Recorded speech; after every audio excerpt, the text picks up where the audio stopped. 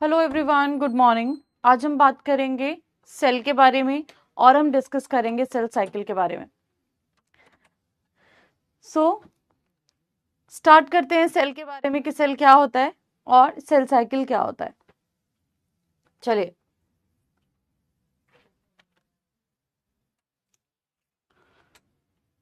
कल हमने जो पढ़ा था, कल हमने डिस्कस किया था बेसिक्स के बारे में। आई होप आप सब आज रिवाइज करके आए हुए हैं और सबको पता है जो जो हमने कल जेनेटिक्स के बारे में पढ़ा था और जो कुछ भी हमने सेल के बारे में डिस्कस किया था।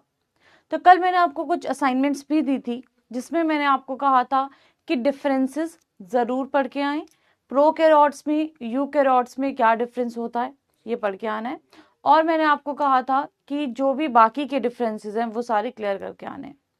तो आज जो हम बात करने वाले हैं, आज हम डिस्कस करने वाले हैं एक तो सेल स्ट्रक्चर के बारे में, सेल फंक्शन के बारे में, और दूसरा आज हम लोग क्या बात करने वाले हैं कि cell cycle and cell division क्या होता है। तो इस बारे में आज हम लोग सारा का सारा डिस्कस करने वाले हैं। ठीक है, हाँ जी, गुड मॉर्निंग। अगर आप लोग आ गए हैं तो कंफर्मेशन दे दीजिए, फिर हम लोग आगे डिस्कस करेंगे। हाँ जी, good morning everyone, good morning. तो सब लोग आ गए तो कंफर्मेशन दे दो, फिर हम सारा आगे डिस्कस करते हैं। ओके, चलिए। तो कल जो आपको पढ़ाया था, क्या आप सब लोग पढ़ के आए हैं आज? हाँ जी, बताइए। जो कल पढ़ाया था सब लोग पढ़ के आए हैं आज? ओके देन, चलिए। तो अगर सब लोग आ चुके हैं तो अब हम कंटिन्यू करते हैं आगे क्लास को। ठीक है जी, ओके देन। चलिए, तो हमारा जो टॉपिक है सेल का, आज हमारी कोशिश यही रहेगी कि हम सेल के बारे में भी सारा कवर कर लें और सेल की साइकिल के बारे में, सेल डिवीजन के बारे में भी सारा कवर कर लें। तो क्योंकि आप लोग पहले से थोड़ा बहुत पढ़ के आए हैं तो आज हमारा ये टॉपिक पॉजिटिवली कवर हो जाना चाहिए। करें स्टार्ट बच्चा। चलिए, तो सबसे पहले तो हम कल बात कर रहे थे प्लांट की सेल वॉल के बारे में, और हमने कहा था कि सेल मेम्ब्रेन होती है जो सब स्ट्रक्चर्स को, सब ऑर्गेनल्स को इकट्ठा करके रख रही है, मतलब अंदर रख रही है अपने। और उसके बाहर अगर हम प्लांट सेल की बात करें तो प्लांट सेल में सेल वॉल प्रेजेंट होती है। एनिमल सेल में अगर हम बात करते हैं तो सेल वॉल प्रेजेंट नहीं होती है। अब यही सेल वॉल की अगर हम बात करें तो ये non living part of the cell है, और इसी सेल वॉल में आपको अलग अलग टाइप की चीजें देखने को मिलती है, जैसे कि प्राइमरी सेल वॉल बात कर लो, मिडल एमला की बात कर लो, या सेकेंडरी सेल वॉल की बात कर लो। अब यहीं पे जब हम सेल वॉल के स्ट्रक्चर की बात करते हैं तो सेल वॉल आपकी सेलुलोज से बनी है, हेमीसेलुलोज से बनी है, और मिडल एमला की बात करें तो उसमें पैक्टिन प्रेजेंट होता है। पैक्टिन होता है, कैल्शियम एंड मैग्नीशियम के सॉल्ट्स प्रेजेंट होते हैं, और ये क्या करता है, सीमेंटिंग का काम करता है, यानी कि एडजेसेंट लेयर्स को चिपका के रखता है। तो मिडल लैमेला क्या करता है, बेसिकली इसीलिए सीमेंटिंग का काम करता है। तो ये तीनों बातें हमने कल के सेक्शन में डिस्कस कर ली थी। फिर आते हैं इसके स्ट्रक्चर पे। तो एक स्ट्रक्चर आपको कल दिखाया गया था, और यहाँ पे अगर हम बात करते हैं इसके स्ट्रक्चर की, तो स्ट्रक्चर में आप देखिए कि यहाँ पे सबसे पहले तो आप देखेंगे कि यहाँ पे पैक्टिन दिखाया गया है। पैक्टिन क्या है, जो कि मिडल लैमेला को क्या करता है, बनाता है। दूसरी अगर हम बात करते हैं क्रॉस लिंकिंग की, तो क्रॉस लिंकिंग यहाँ पे क्या कर रहे हैं, कुछ आपके फाइबर्स कर रहे हैं, कुछ आपकी क्रॉस लिंकिंग भी हो रही है। दूसरा, अगर हम प्राइमरी सेल वॉल की बात करें, ये रहा प्राइमरी सेल वॉल, और इसके ऊपर बात करें तो यहाँ पे आप देख सकते हो मिडल लैमेला प्रेजेंट है, जो कि सीमेंटिंग का काम कर रहा है। ठीक है जी। देन अगले डिस्कस करते हैं। अगला है कि लिग्निन के बेसिस पे दो टाइप का हम बोल देते हैं। लिग्निफाइड तब बोलेंगे जब लिग्निन प्रेजेंट होता है, और नॉन लिग्निफाइड कब बोलेंगे, जब लिग्निन आपका क्या होता है, प्रेजेंट नहीं होता है। तो जहां पे भी लिग्निन प्रेजेंट होता है वो डेड सेल्स, जहां पे नहीं है वो क्या है, आपके लिविंग सेल्स है। अगली बात करते हैं सेल मेम्ब्रेन के बारे में। कल हमने क्या डिस्कस किया था सेल मेम्ब्रेन के बारे में, कि सेल मेम्ब्रेन को ही हम प्लाज्मा मेम्ब्रेन बोल देते हैं, और इसी को हम क्या बोल देते हैं, प्लाज्मा लेमा बोल देते हैं। और ये जो सेल मेम्ब्रेन होती है ये क्या करती है, बेसिकली जो प्लाज्मा लेमा है ये सेमी परमिएबल इन नेचर है। मेन कंपोनेंट की बात करें तो फॉस्फोलिपिड है, और प्रोटीन यहाँ पे पाए जाते हैं। प्रोटीन क्या करते हैं, चैनल्स बनाते हैं ट्रांसपोर्ट के लिए, और यहां से जो भी सिलेक्टिवली जो मटेरियल सेल को चाहिए वही सेल से अंदर और बाहर जा रहा है। तो अल्टीमेटली ये क्या कर रहा है, ऑस्मोटिक बैलेंस मेंटेन कर रहा है सेल में। तो बेसिकली जो सेल मेम्ब्रेन है या प्लाज्मा मेम्ब्रेन है, प्लाज्मा मेम्ब्रेन क्या है, आपकी सेमी परमिएबल इन नेचर है और वो सिलेक्टेड सब्सटेंस को ही अंदर और बाहर जाने देती है। सेल के इन एंड आउट में जो मूवमेंट होती है वो प्लाज्मा मेम्ब्रेन के कारण होती है। राइट, कल हमने ये डिस्कस किया था। इसके बाद में हमने इसके स्ट्रक्चर की बात की थी, जहां पे हमने क्या बोला था कि देखो इसमें लिपिड्स हैं, फॉस्फोलिपिड्स हैं, 60% अगर हम बात करें तो फॉस्फोलिपिड्स पाए जाते हैं। दो हमने बाइलेयर मेम्ब्रेन की बात की थी, है ना, कि लिपिड्स की बाइलेयर मेम्ब्रेन है और बीच में हमारे पास में कुछ प्रोटीन पार्टिकल्स प्रेजेंट है। राइट, देन हमने बात की थी कि कौन सा मॉडल किसने दिया था, और ये बताया था कि सबसे वाइडली एक्सेप्टेड मॉडल कौन सा है। तो हमने बात की थी फ्लूइड मोज़ेक मॉडल। ये जो फ्लूइड मोज़ेक मॉडल है ये सबसे वाइडली एक्सेप्टेड मॉडल है, और ये दिया था किसने, सिंगर एंड निकोलसन ने। ये हमने कल तक डिस्कस कर लिया था। नाउ अब हम बात करेंगे बाकी के कंपोनेंट्स के बारे में। ठीक है, हाँ जी, चलिए। सो क्या बोलता है ये, सबसे पहले तो प्रोटोप्लाज्म क्या होता है। चलिए, कल हमने डिस्कस किया था कि प्रोटोप्लाज्म क्या होता है, बताइए मुझे क्या होता है। कल ही हमने बात की थी कि प्रोटोप्लाज्म क्या होता है, कल डिस्कस किया था। और हमने क्या बोला था कि प्रोटोप्लाज्म में आपका कुछ लिविंग चीजें भी होंगी और कुछ नॉन लिविंग चीजें भी होंगी। कल हमने डिस्कस किया था ना। तो जितना भी कंपोनेंट होंगे आपके सेल के अंदर उसको हम क्या बोल देते हैं, प्रोटोप्लाज्म बोल देते हैं।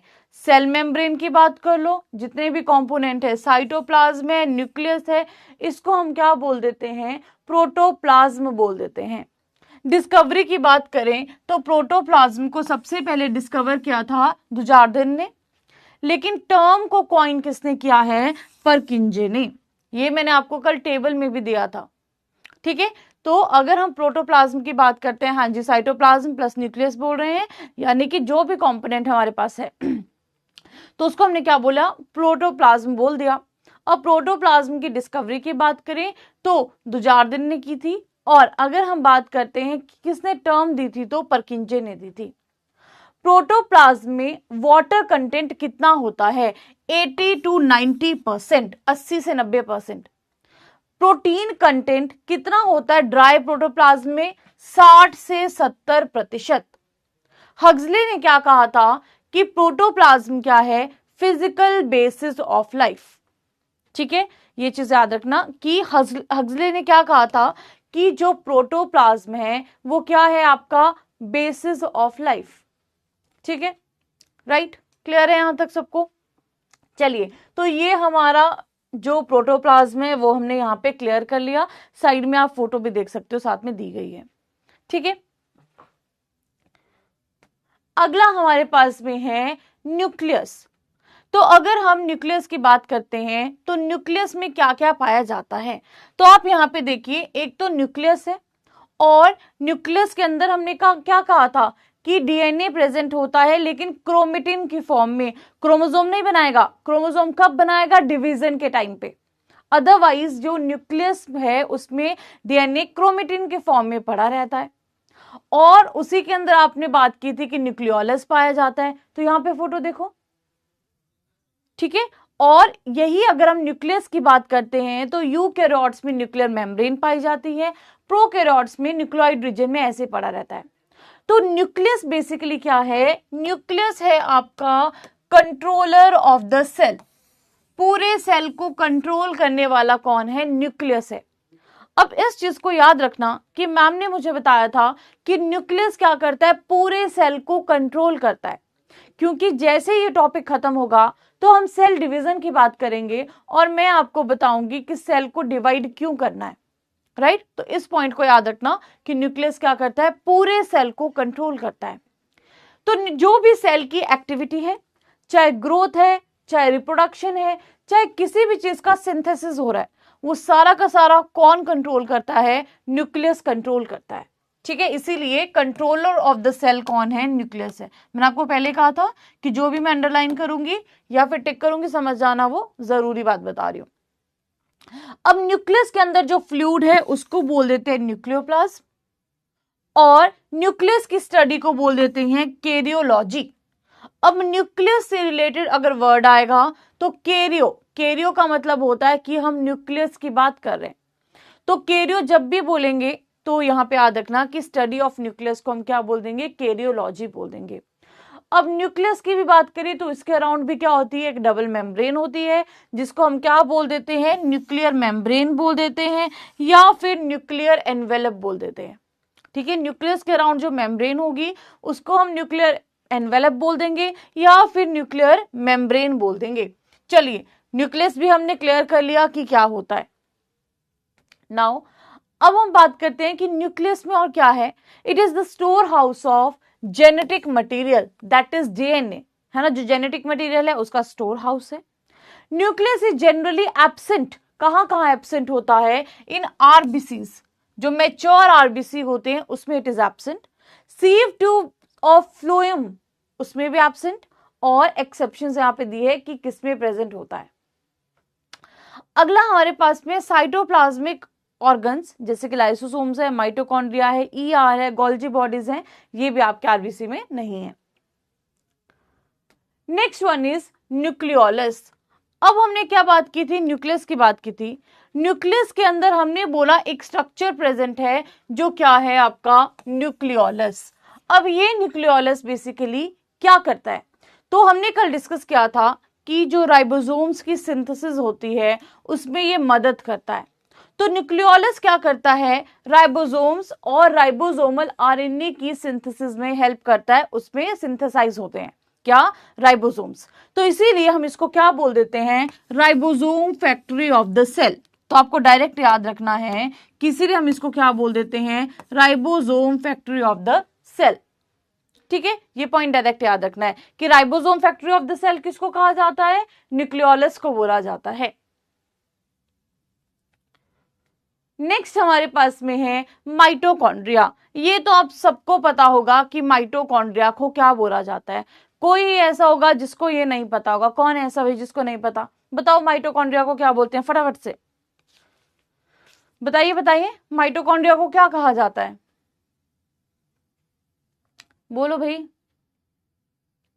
कल तो सबने बताया था, क्या बोला जाता है माइटोकॉन्ड्रिया को?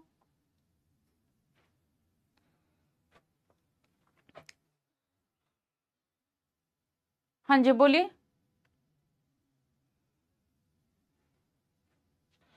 बोलो बोलो।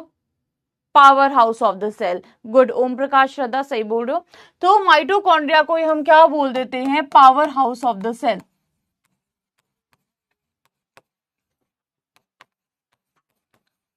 ठीक है, तो माइटोकॉन्ड्रिया की अगर हम बात करें, it is also a double membrane cell organelle. और सबसे पहले इसको किसने डिस्क्राइब किया था, डिस्कवर किया था? कोलिकर ने 1853 में। इसी को अल्टमान ने क्या बोला था? बायोब्लास्ट।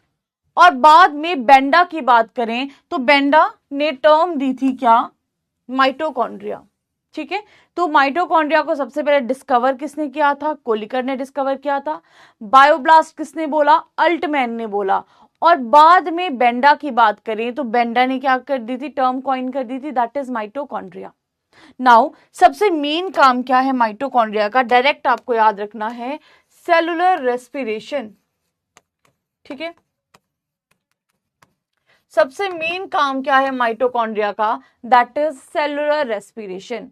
अगर आपको कोई बोले कि सेल में रेस्पिरेशन के लिए और ऑक्सीडेटिव फॉस्फोराइलेशन के लिए किसका काम, कौन सी ऑर्गेनल का है? That is mitochondria. कौन सी साइट है? That is mitochondria. तो रेस्पिरेशन की बात करें, ऑक्सीडेटिव फॉस्फोराइलेशन की बात करें, दोनों ही कहां होगा? माइटोकॉन्ड्रिया में होगा। इसीलिए हम इसको क्या बोल देते हैं? एटीपी प्रोवाइड कर रहा है, तो इसको हमने क्या बोल दिया? एक बोल दिया हमने power house of the cell, दूसरा क्या बोला? ATP factory of the cell. Ribosomal factory कौन थी? न्यूक्लियोलस। लेकिन एटीपी फैक्ट्री कौन है? माइटोकॉन्ड्रिया। यहां दिया भी होगा, it is called power house of the cell और ATP factory of the cell. ठीक है जी, इसी को हम क्या बोल देते हैं, ATP factory of the cell बोल देते हैं। नाउ माइटोकॉन्ड्रिया के पास में अपना डीएनए होता है, आरएनए होता है। कितना डीएनए, 0.02%। कितना आरएनए, 3 to 4%। ठीक है, कितना आरएनए, 3 to 4%। ठीक है, राइट।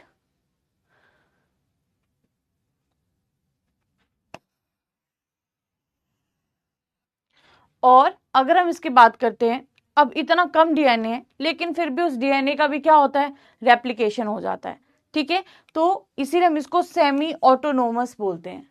ठीक है, सेमी ऑटोनोमस ऑर्गेनली, क्योंकि ये क्या करता है, खुद का रेप्लिकेशन करता है, खुद से अपना प्रोटीन को सिंथेसाइज करेगा। ठीक है, इसीलिए हम इसको क्या बोलते हैं, सेमी ऑटोनोमस ऑर्गेनली बोल देते हैं। ठीक है, यहाँ पे आप देख सकते हो माइटोकॉन्ड्रिया बताया गया है, और यहाँ पे आप देख सकते हो कि यहाँ पे एक तो डबल मेम्ब्रेन स्ट्रक्चर है ये। ठीक है, और इसके अलावा यहाँ क्रिस्टे प्रेजेंट होते हैं और मैट्रिक्स प्रेजेंट होता है। ठीक है, राइट। नेक्स्ट हमारे पास में है कि अब अगर हम डेफिनेशन की बात करें तो माइटोकॉन्ड्रिया में क्या क्या चीजें प्रेजेंट होती हैं। जैसे हमने अभी फोटो में बात की कि क्रिस्टे प्रेजेंट है, मैट्रिक्स प्रेजेंट है, तो जो फोल्डिंग्स थी इनर मेम्ब्रेन की उसको हमने क्या बोल दिया था, क्रिस्टे बोल दिया था। जैसे अभी आपने देखी होगी फोटो, तो जो फोल्डिंग्स थी इनर मेम्ब्रेन की उसको हमने क्या बोल दिया, क्रिस्टे बोल दिया। और इसका काम क्या होता है कि ये सरफेस एरिया को इंक्रीज करता है एटीपी प्रोडक्शन के लिए। ठीक है, तो यहाँ पे हमने अभी डिस्कस किया ना, ये जो फोल्डिंग्स थी ये। ठीक है,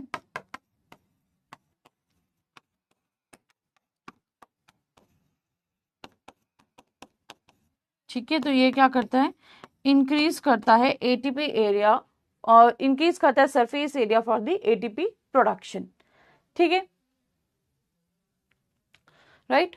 अब अगर हम माइटोकॉन्ड्रिया की बात करते हैं, माइटोकॉन्ड्रिया में मैक्सिमम आपके एंजाइम्स पाए जाते हैं, मैक्सिमम एंजाइम यहाँ पे पाए जाते हैं, इसीलिए इसको हम क्या बोलते हैं कि सबसे ज्यादा एक्टिव और सबसे ज्यादा बिजी ऑर्गेनली है ये सेल की। ठीक है, तो सबसे ज्यादा एक्टिव और सबसे ज्यादा बिजी ऑर्गेनली है सेल की। अब हमने माइटोकॉन्ड्रिया के लिए यहाँ पे डिस्कस कर लिया। अब आप देखोगे कि कई कई जगह पे ना मैंने ऐसे 2 स्टार्स लगाए हुए हैं। ठीक है, तो जहां पे भी मैंने 2 स्टार्स लगाए हैं ना, उसका मतलब है एक्स्ट्रा नोट। ठीक है, उसका मतलब है कि एडिशनल नोट मैंने आपको दिया है। जहां पे भी 2 स्टार लगे होंगे समझ जाना एक्स्ट्रा फैक्ट मैंने ऐड किया हुआ है। ठीक है, तो क्या है, largest cell organelle present in cell is nucleus, second largest organelle is mitochondria in animal cell and chloroplast in the plant cells. ठीक है, तो लार्जेस्ट अगर आपको कोई सेल ऑर्गेनली पूछे तो लार्जेस्ट कौन सी न्यूक्लियस है। अगर सेकेंड लार्जेस्ट की बात करें तो यूकैरियोट्स में अगर हम बात करते हैं प्लांट सेल एनिमल सेल की, तो जो एनिमल सेल है उसमें है आपका माइटोकॉन्ड्रिया, और प्लांट सेल में सेकेंड नंबर पे कौन सा आता है, आपका क्लोरोप्लास्ट आता है। ठीक है जी, तो साथ में मैंने आपको एडिशनल नोट दिया है, इसको पॉइंट्स को जरूर देख लेना। जहां पे वैसे 2 स्टार्स लगे होंगे है ना, उसका मतलब होगा नोट, नोट मतलब कि एक्स्ट्रा पॉइंट। चलिए, समझ आ गया यहाँ तक सबको, बोलो भाई फटाफट से। हाँ, ओम प्रकाश बोल रहे हैं एटीपी जनरेटर, सही बोल रहे हो। ठीक है, एडिनोसिन ट्राइफॉस्फेट है ना, एटीपी की फुल फॉर्म भी पता होनी चाहिए। चलिए, ठीक है, आगे बढ़े अब। चलिए, अगला हमारे पास में है ER, एंडोप्लाज्मिक रेटिकुलम। अब ER की अगर हम बात करते हैं तो ER का सबसे, हमने अभी टर्म की भी बात की थी कि किससे डिफाइन किया था, तो यहां पे जब हम ER की बात करते हैं तो KR पोर्टर ने इसको डिस्कवर किया था और इन्होंने इसका नाम दिया था। अब इसकी अगर हम बात करते हैं सबसे पहले ER की, तो ER के केस में एंडोप्लाज्मिक रेटिकुलम क्या है, it is a network of interconnected membranes that extend through the cytoplasm. और इनका मेन रोल क्या होता है, कल हमने डिस्कस किया था कि सिंथेसिस करते हैं और ट्रांसपोर्ट करते हैं ये प्रोटीन्स का एंड लिपिड्स का। कल डिस्कस किया था, एक स्मूथ एंडोप्लाज्मिक रेटिकुलम होता है, एक रफ एंडोप्लाज्मिक रेटिकुलम होता है। जो स्मूथ वाला है वो लिपिड का सिंथेसिस में हेल्प करता है, जो रफ वाला होता है वो प्रोटीन के सिंथेसिस में हेल्प करता है। ठीक है, ओके। तो यहाँ पे जो ER है, it is a network of the membranes, और जिसका काम क्या है कि सिंथेसिस एंड ट्रांसपोर्ट में ये क्या करता है, मदद करता है प्रोटीन एंड लिपिड्स की। अब दो टाइप के ईआर की हमने बात की थी, एक था रफ ईआर और एक था स्मूथ ईआर। तो रफ ईआर की अगर हम बात करें तो रफ ईआर में राइबोसोम्स आपके अटैच्ड होते हैं, सरफेस रफ दिखता है, ठीक है, और इसका काम क्या है, प्रोटीन सिंथेसिस। जबकि अगर हम स्मूथ ईआर की बात करते हैं तो इसमें राइबोसोम्स नहीं होते हैं और इसका काम क्या होता है, लिपिड सिंथेसिस, ठीक है। इसके अलावा detoxification of drugs and toxins, इन दोनों का काम नोट कर लो और लिख लो, ठीक है, इन दोनों का लिख लीजिए फटाफट से, ओके, जल्दी से।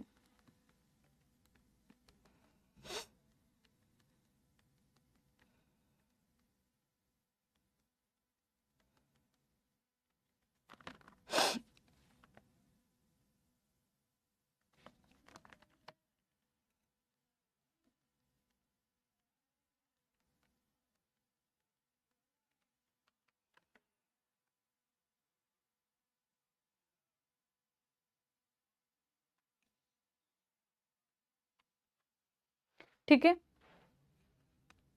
राइट। क्या बोल रहे हो ओम प्रकाश कि मैम वैक्यूल होगा ना प्लांट्स में लार्जेस्ट, हाँ, चलिए फटाफट से नोट कर लीजिए फिर आगे बात करते हैं।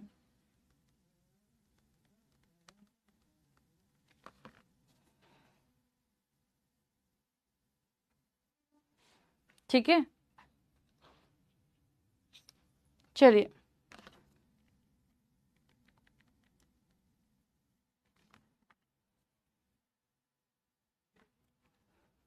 हाँ वैक्यूल ही होगा प्लांट सेल में लार्जेस्ट, ठीक है, एनिमल में न्यूक्लियस होगा और प्लांट सेल में वैक्यूल ही होगा लार्जेस्ट। चलिए नाउ ये कर लिया नोट, रफ ईआर और स्मूथ ईआर वाला पॉइंट। चलिए नाउ अब हम लोग बात कर रहे हैं आरईआर के बारे में। हमने कहा कि रफ में क्या होता है, राइबोसोम्स प्रेजेंट होते हैं, कर लिया नोट ये पॉइंट। रफ में हमने बोला कि राइबोसोम्स प्रेजेंट होते हैं, ठीक है, और हमने बोला स्मूथ वाले में राइबोसोम्स नहीं होते प्रेजेंट ऑन सरफेस, ठीक है। एक में हमने बात की कि ये क्या करता है, प्रोटीन सिंथेसिस करता है, और दूसरे में हमने बात की कि ये आपका लिपिड सिंथेसिस में हेल्प करता है और डिटॉक्सिफिकेशन में क्या करता है, हेल्प करता है, ठीक है। ये हमने कल डिस्कस भी किया था ना कि न्यूक्लियस यहाँ पे है, यहाँ पे हमारे पास में राइबोसोम्स है ना, आरईआर है, कल हमने ये बनाया भी था डायग्राम, ठीक है। अगला हमारे पास में है गोल्जी बॉडीज। अब हम बात करें गोल्जी बॉडीज के बारे में। क्या डाउट आ रहा है कि मैम शॉर्ट नोट्स सब इंग्लिश में, हिंदी वाले भी अपलोड हो जाएंगे आपको शॉर्ट नोट्स, है ना, डोंट वरी। जो बोल रहे हैं कि सब इंग्लिश में, हिंदी में भी आपको अपलोड हो जाएंगे वो, ऐसा नहीं हिंदी में नहीं मिलेंगे, हिंदी में भी मिलेंगे वो, ठीक है, अभी प्रोसेसिंग में अपलोड हो जाएंगे। चलिए नाउ अब हम बात करेंगे गोल्जी बॉडीज के बारे में। चलिए तो गोल्जी बॉडीज की अगर हम बात करते हैं, गोल्जी बॉडीज का काम क्या होता है। अब गोल्जी बॉडीज क्या करती हैं, एक चीज से, जैसे कि हमने बात की थी कि एंडोप्लाज्मिक रेटिकुलम से चीजें ले रही है और आगे दे रही है, तो ऐसा चीज जो क्या कर रहा है, एक चीज से चीजें ले रहा है और आगे पास ऑन कर दे रहा है, चाहे outside the cell pass on कर रहा है, चाहे सेल मेम्ब्रेन को दे रहा है, तो ये बेसिकली इसको हम क्या बोलते हैं, middle man of the cell, ठीक है, इसी को हम क्या बोल देते हैं, middle man of the cell.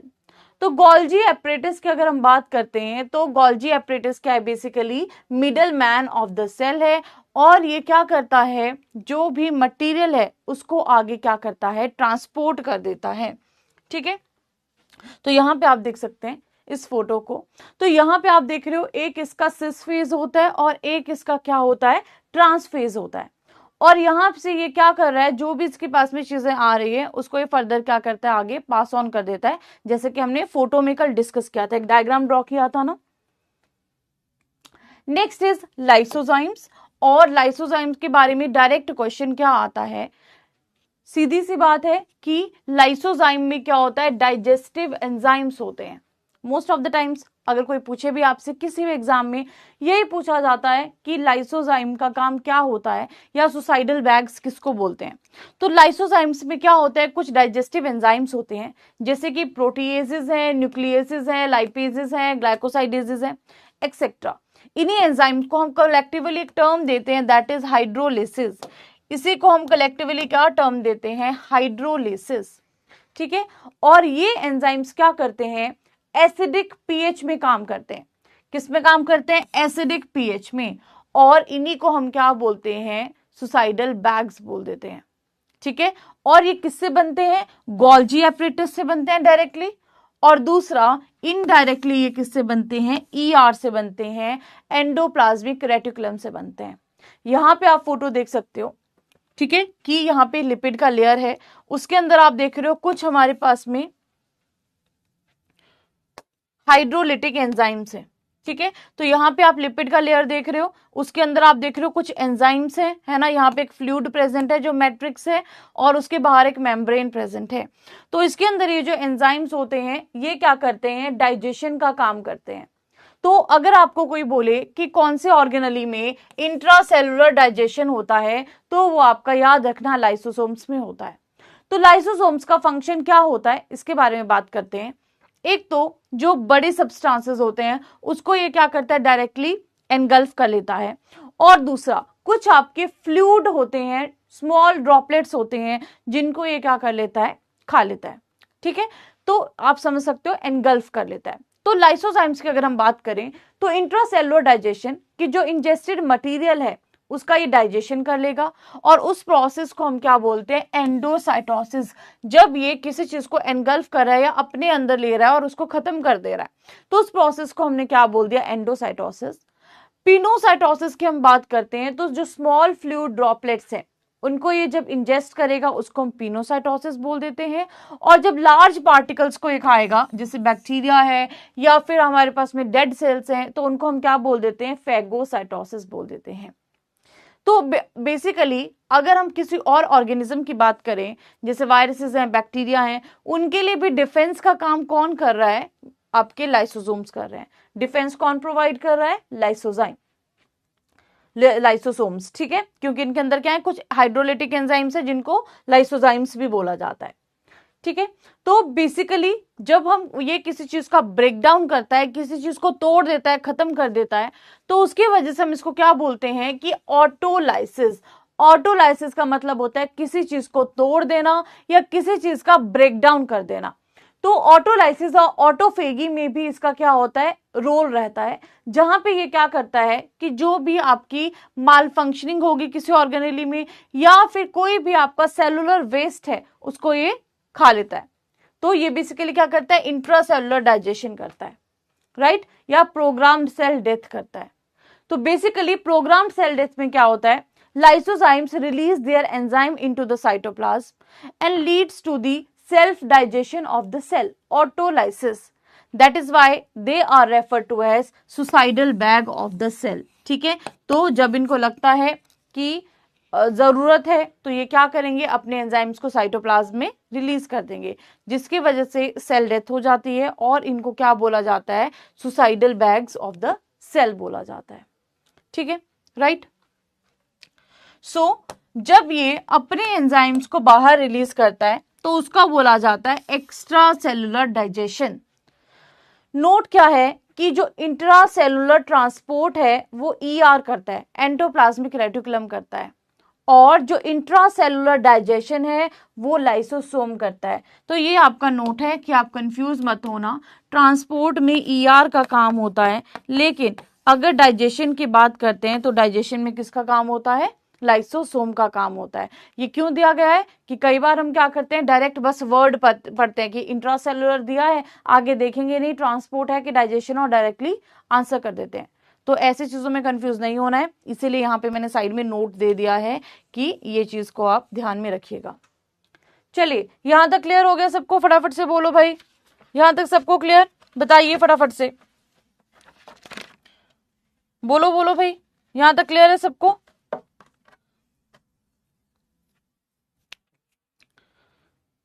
चलिए, नाउ अगला हमारे पास में है वैक्यूल्स। ठीक है, अब वैक्यूल्स की अगर हम बात करें, हमने कहा कि प्लांट में वैक्यूल पाए जाते हैं और बड़े साइज में पाए जाते हैं। एनिमल सेल में जो वैक्यूल होते हैं बहुत स्मॉल होते हैं, नोटिसेबल नहीं होते हैं, और प्लांट सेल में आपके वैक्यूल पाए जाते हैं। और लार्जेस्ट हमने कहा कि प्लांट सेल में मैक्सिमम एरिया को क्या करता है, ऑक्यूपाई करता है। तो almost 90% of the volume of the plant cell को कौन ऑक्यूपाई करता है, वैक्यूल ऑक्यूपाई करता है। वैक्यूल में जो लेयर प्रेजेंट होती है, बाहर की लेयर, उसको हम क्या बोल देते हैं, टोनोप्लास्ट बोल देते हैं। तो वैक्यूल का काम क्या होता है, जो भी सेल की शेप है उसको उसने मेंटेन करके रखना है।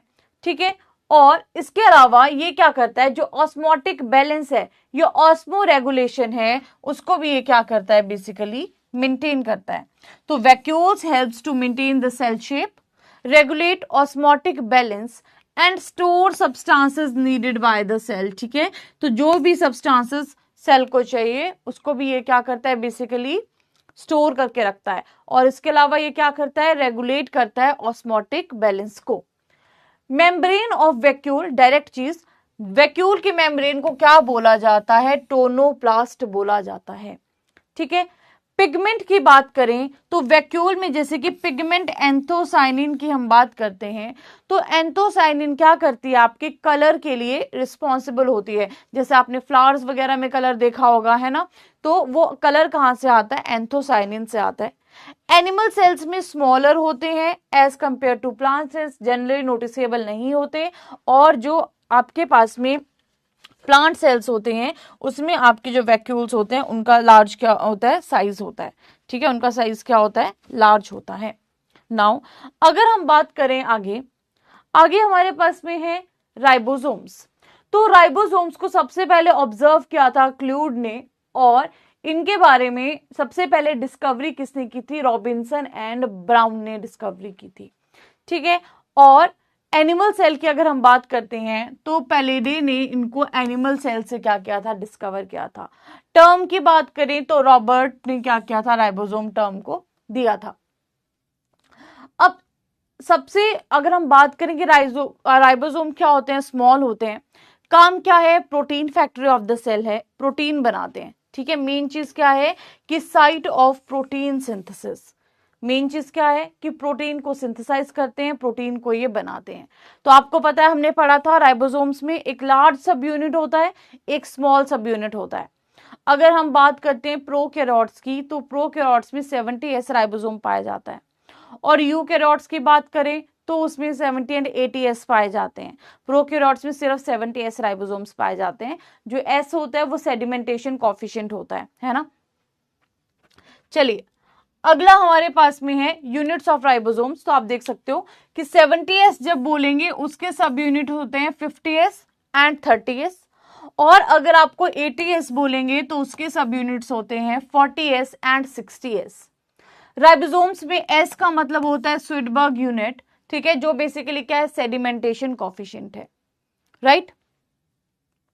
ठीक है, कौन से आयन राइबोसोम्स में स्ट्रक्चरल स्टेबिलिटी प्रोवाइड करते हैं, तो ये हमारे कौन से, मैग्नीशियम आयंस हैं। मैग्नीशियम आयंस क्या करते हैं, राइबोसोम्स में स्टेबिलिटी प्रोवाइड करते हैं। ठीक है, राइट। बाकी आप देख सकते हो किसमें कौन से राइबोसोम्स प्रेजेंट होते हैं। ठीक है जी, फटाफट से देख लीजिए, नोट कर लीजिए, फिर हम आगे बात करते हैं।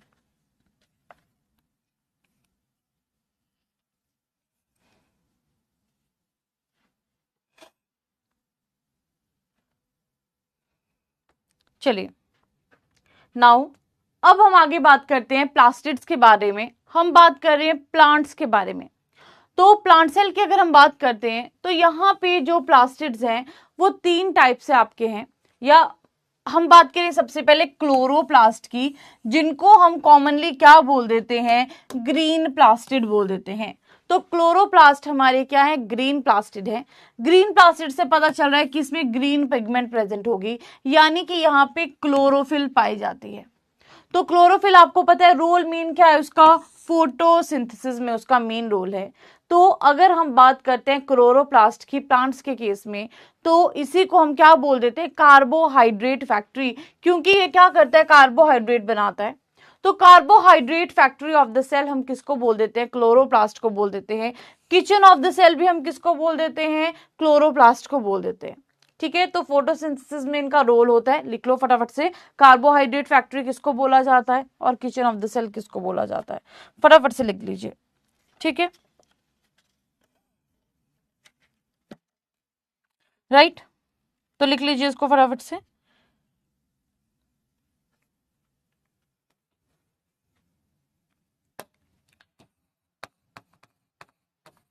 ये जो ग्रीन पिगमेंट है ये कहाँ पाई जाती है? थाइलाकॉइड मेम्ब्रेन में। ठीक है,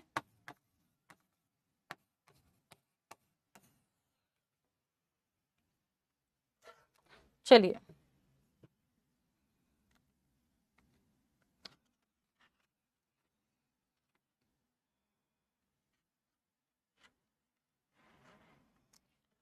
चलिए दूसरा है क्रोमोप्लास्ट। क्रोमोप्लास्ट की बात करते हैं तो फ्रूट्स वगैरह को जो कलर प्रोवाइड करते हैं वो आपके क्रोमोप्लास्ट होते हैं। ठीक है, तो फ्रूट्स वगैरह में वो लीव्स को कलर दे रहा है, ये फ्रूट्स एक्सेट्रा या प्लांट के जो अदर पार्ट्स हैं उनको ये क्या करता है? कलर देता है। ग्रीन नहीं देगा लेकिन बाकी के कलर देगा। तो ये बेसिकली कैसी है? फैट सॉल्युबल कैरोटीनॉइड पिगमेंट्स यहाँ पे प्रेजेंट होते हैं, जैसे कि कैरोटीन है, ज़ैंथोफिल्स है, लाइकोपीन है, जो अलग अलग कलर प्रोवाइड करते हैं। जैसे कि कैरोटीन की बात करें तो येलोइश ऑरेंज जैसा कलर प्रोवाइड करेगा, ज़ैंथोफिल येलो कलर प्रोवाइड करते हैं, और लाइकोपीन रेड कलर, जैसा आपने टोमेटो में सुना होगा। तो राइपनिंग ऑफ फ्रूट्स की बात अगर हम करें तो राइपनिंग ऑफ फ्रूट के टाइम पे ये जो क्लोरोप्लास्ट होती है ये कन्वर्ट हो जाती है क्रोमोप्लास्ट में। ठीक है, जो क्लोरोप्लास्ट है ग्रीन पिगमेंट से कैसा हो जाएगा? वो अदर पिगमेंट हो जाएगा, जो कलर आना होगा फ्रूट वगैरह में, फ्लावर वगैरह में, है ना। तो क्रोमोप्लास्ट जो है आपका वो बेसिकली कलर्ड, अगर हम प्लास्टिड्स बोल सकते हैं इनको। ठीक है, नाउ एक प्लास्टिड ऐसा भी होता है जो कलरलेस होता है। तो जो कलरलेस प्लास्टिड होता है वो हमारे पास में होता है ल्यूकोप्लास्ट। तो ल्यूकोप्लास्ट बेसिकली कैसे होते हैं? कलरलेस प्लास्टिड्स होते हैं। ठीक है, और ल्यूकोप्लास्ट में आपके डिफरेंट डिफरेंट टाइप्स पाए जाते हैं, जैसे कि आपके अमाइलोप्लास्ट है, एल्यूरोप्लास्ट है या इलायोप्लास्ट है। तीनों का फंक्शन क्या है? अलग अलग चीज का स्टोरेज है। फॉर एग्जाम्पल अमाइलोप्लास्ट की बात करें, अमाइलो मतलब कि स्टार्च की बात करें, तो अमाइलोप्लास्ट क्या करता है? स्टार्च को स्टोर करता है, सिंथेसाइज करता है, सीड्स में स्टोर करेगा या फिर ट्यूबर्स में स्टोर करेगा। एल्यूरोप्लास्ट की बात करें, जिसको हम प्रोटीनोप्लास्ट भी बोलते हैं, तो ये प्रोटीन्स को क्या करता है? स्टोर करता है। इसके अलावा इलायोप्लास्ट की बात करें तो ये लिपिड्स को स्टोर करता है। ठीक है, तो ये तीनों ही आपके किस में आते हैं? ल्यूकोप्लास्ट में आते हैं। और ल्यूकोप्लास्ट हमारे कैसे होते हैं? कलरलेस प्लास्टिड होते हैं। लिख लीजिए तीनों चीजें फटाफट से, फिर आगे डिस्कस करते हैं। ठीक है, फटाफट से लिख लो।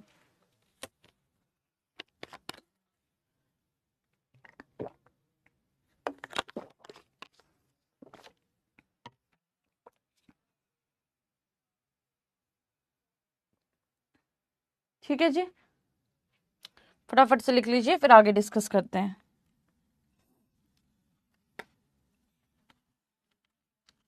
और इसके बाद में कुछ सिंपल सिंपल पॉइंट्स हैं, उनको फैक्ट्स की फॉर्म में फटाफट से नोट कर लेंगे, एंड दैट्स इट। ठीक है,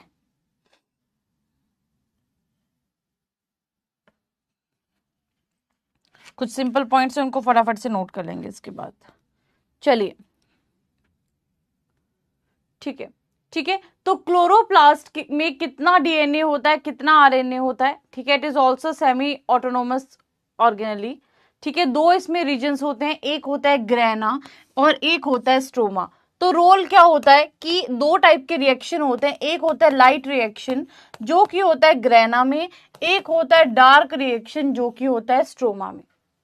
ठीक है, सीधा सीधा काम है कि क्लोरोप्लास्ट में दो रीजन्स होते हैं, ग्रेना एक स्ट्रोमा। एक होता है आपका लाइट रिएक्शन जो कि ग्रेना में होता है, दूसरा आपका होता है डार्क रिएक्शन जो कि आपका स्ट्रोमा में होता है।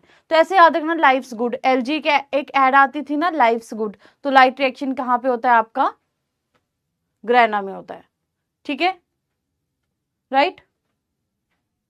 Now the grana are interconnected stacks of thylakoid disc and each disc contain chlorophyll molecule. ठीक है, ये हमने डिस्कस कर लिया। ठीक है, साइट ऑफ लाइट रिएक्शन यहाँ पे दिया है, दैट इज ग्रेना या thylakoids, and site of dark reaction that is stroma. ठीक है, ओके, ये क्वेश्चन आपका एक एग्जाम में पूछा भी गया है।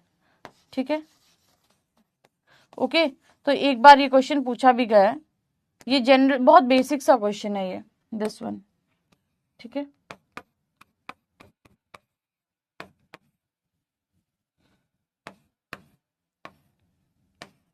चलिए तो फटाफट से इसको नोट कर लो, फिर आगे बात करते हैं जो 2 पॉइंट्स बताए।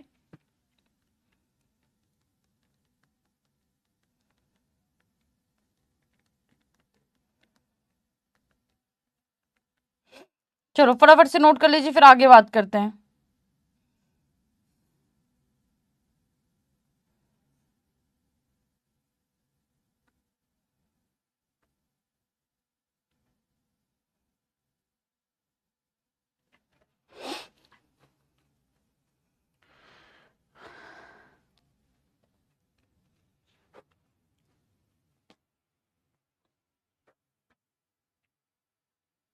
लोअर सरफेस में जाना। अच्छा, सेडिमेंटेशन का मतलब क्या होता है? देखो, जब हम किसी चीज को रोटेट करते हैं, घुमाते हैं, सेंट्रीफ्यूज एक मशीन होती है जिसमें हम क्या करते हैं, किसी चीज को हम क्या करते हैं, किसी स्पीड पे रोटेट करते हैं ताकि उस चीज को वो नीचे सेटल हो जाए और हम उस चीज को फर्दर प्योरीफाई कर पाए। तो राइबोसोम्स में भी क्या है कि एक जो सेडिमेंटेशन कॉफिशिएंट है कि कब ये आपका सेडिमेंट होता है, नीचे बैठ जाता है ना, उसको हम एक यूनिट में मेजर करते हैं जिसको हम कहते हैं स्वीडबर्ग यूनिट। ठीक है, जो कैपिटल एस है वो साइंटिस्ट के नाम पे है, स्वीडबर्ग के नाम पे। ठीक है, चलिए यहाँ पे आप फोटो देख सकते हो क्लोरोप्लास्ट की। ठीक है, तो अभी हमने यहाँ पे बात की थी कि 2 चीजें हमारे पास में, एक हमारे पास में है स्ट्रोमा और हमने बात की थी कि यहाँ पे पाया जाता है आपका ग्रेना।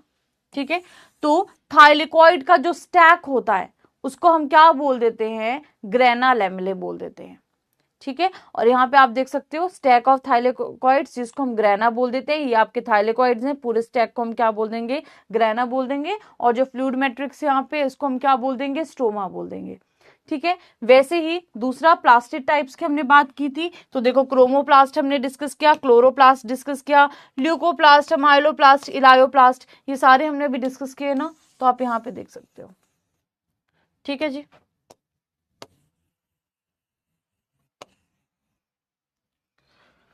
चलिए next up we have is micro bodies. ठीक है, 2-3-4 चीजें बची हैं, दैट्स इट। ठीक है, खत्म हो जाएगा ये भी। ओके, तो अब हमारे पास में क्या है, माइक्रो बॉडीज हैं। तो अगर हम बात करते हैं माइक्रो बॉडीज की, तो जैसे कि सबसे पहले लिपिड बॉडीज, तो जो लिपिड बॉडीज होती हैं उनको हम बोलते हैं स्फेरोसोम्स। लिपिड बॉडीज को हम सिंपली क्या बोलते हैं, स्फेरोसोम्स। और इनका मेन काम क्या है, लिपिड को स्टोर करना और इसको मोबिलाइज करना। ठीक है, दूसरा हमारे पास में है पेरोक्सिसोम्स। पेरोक्सिसोम्स का काम क्या होता है, लिपिड्स को मेटाबोलाइज करना या फिर फैटी एसिड्स को क्या करना, ब्रेक डाउन करना, और कुछ लिपिड्स की क्या करना, सिंथेसिस करना। ये किसका काम होता है, पेरोक्सिसोम्स का काम होता है। ठीक है, इनमें एक एंजाइम पाया जाता है और एंजाइम का नाम है कैटालेज। इनमें एक एंजाइम पाया जाता है जिसका नाम है कैटालेज। ठीक है, जो क्या करता है, जो सेलुलर मेटाबॉलिज्म के टाइम पे हाइड्रोजन पेरोक्साइड निकलता है उसको ब्रेक डाउन करता है, उसको तोड़ता है। कौन सा एंजाइम रिस्पॉन्सिबल होता है, कैटालेज रिस्पॉन्सिबल होता है। राइट, अगला हमारे पास में है ग्लाइकोसिसोम्स। ग्लाइकोसिसोम्स क्या करते हैं, स्टोर्ड फैट्स को कार्बोहाइड्रेट में कन्वर्ट करते हैं। ग्लाइकोसिसोम्स क्या करते हैं, स्टोर्ड जो फैट्स होते हैं उनको कार्बोहाइड्रेट में कन्वर्ट करते हैं। फॉर एग्जाम्पल जब सीड्स जर्मिनेट करते हैं, फॉर एग्जाम्पल्स जब सीड जर्मिनेट करते हैं, तो ये जो ग्लाइकोसिसोम्स होते हैं इनका मेन जो रोल आता है वो कहाँ पे आता है, सीड जर्मिनेशन के टाइम पे आता है। राइट, जब प्लांट को ग्रो करने के लिए एनर्जी चाहिए। ठीक है, तो ग्लाइकोसिसोम्स का काम आता है। Next we have is plasmodesmata. तो 2 सेल्स के बीच में जो लाइनिंग होती है उसको हम क्या बोल देते हैं, प्लाज्मोडेस्मेटा। तो thread like lining between 2 cells is known as plasmodesmata. ठीक है। और प्लाज्मोडेस्माटा का काम क्या होता है कि कुछ ऐसे चैनल्स बनाना या कुछ ऐसे कनेक्शंस बनाना दो सेल्स के बीच में, ताकि जो भी आपके आयंस हैं, मॉलिक्यूल्स हैं, वो एक्सचेंज हो सकें। मॉलिक्यूल्स मतलब स्मॉल, छोटे मॉलिक्यूल्स की हम बात कर रहे हैं, ठीक है। तो कौन इसको बनाता है? Endoplasmic reticulum. ओरिजिन कहां से है? एंडोप्लाज्मिक रेटिकुलम से, ठीक है, राइट। चलिए अब नेक्स्ट वन इज, इस पे हम आते हैं अभी। अब हम बात करते हैं कुछ डायरेक्ट फैक्ट्स के बारे में, जो जो हमने पढ़ा वहां से कुछ डायरेक्ट फैक्ट्स की बात करते हैं, ठीक है, डायरेक्ट क्वेश्चंस की बात करते हैं। चलिए सबसे पहले बात करते हैं प्लाज्मा मेम्ब्रेन के बारे में। तो प्लाज्मा मेम्ब्रेन के बारे में एक चीज सीधी सीधी ये भी याद रखना कि ये मेम्ब्रेन कैसी है जी? सेमी परमिएबल मेम्ब्रेन है, ठीक है, ओके, इस चीज को याद रखना।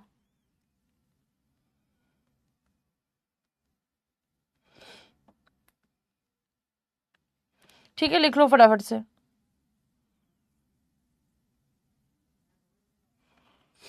क्या बोल रहे हैं? सेल ऑर्गेनेली है। पेरोक्सिसोम्स का स्पेशल टाइप समझ लो। जो बोल रहे हैं ग्लाइकोऑक्सिसोम्स क्या है? प्लांट सेल में पेरोक्सिसोम्स का स्पेशल टाइप समझ लो जो प्रेजेंट होता है, ठीक है। चलिए फटाफट से लिख लो जो मैं पॉइंट बोल रही हूं। तो क्या हमने बोला? तो बेसिकली ये जर्मिनेटिंग सीड्स में पाया जाता है ना। अभी डिस्कस किया कि फैट्स को कार्बोहाइड्रेट में कन्वर्ट करता है। तो पहला क्या बोला मैंने आपको? कहां से शुरू किया हमने? प्लाज्मा मेम्ब्रेन से, ठीक है। इसी को हम सिंपली मेम्ब्रेन भी बोल देते हैं, इसी को हम सिंपली मेम्ब्रेन भी बोल देते हैं। और ये कैसी होती है आपकी? सेमी परमिएबल होती है। ये कैसी होती है? सेमी परमिएबल होती है, ठीक है। लिखते चलो साथ साथ में ये जो पॉइंट्स बता रही हूं।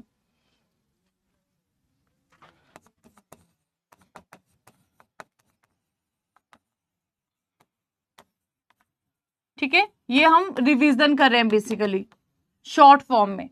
और ये क्या करती है? सेल को सराउंडिंग से बचाती है, protect cell from the surrounding, ठीक है। लिख लीजिए फटाफट से इस चीज को।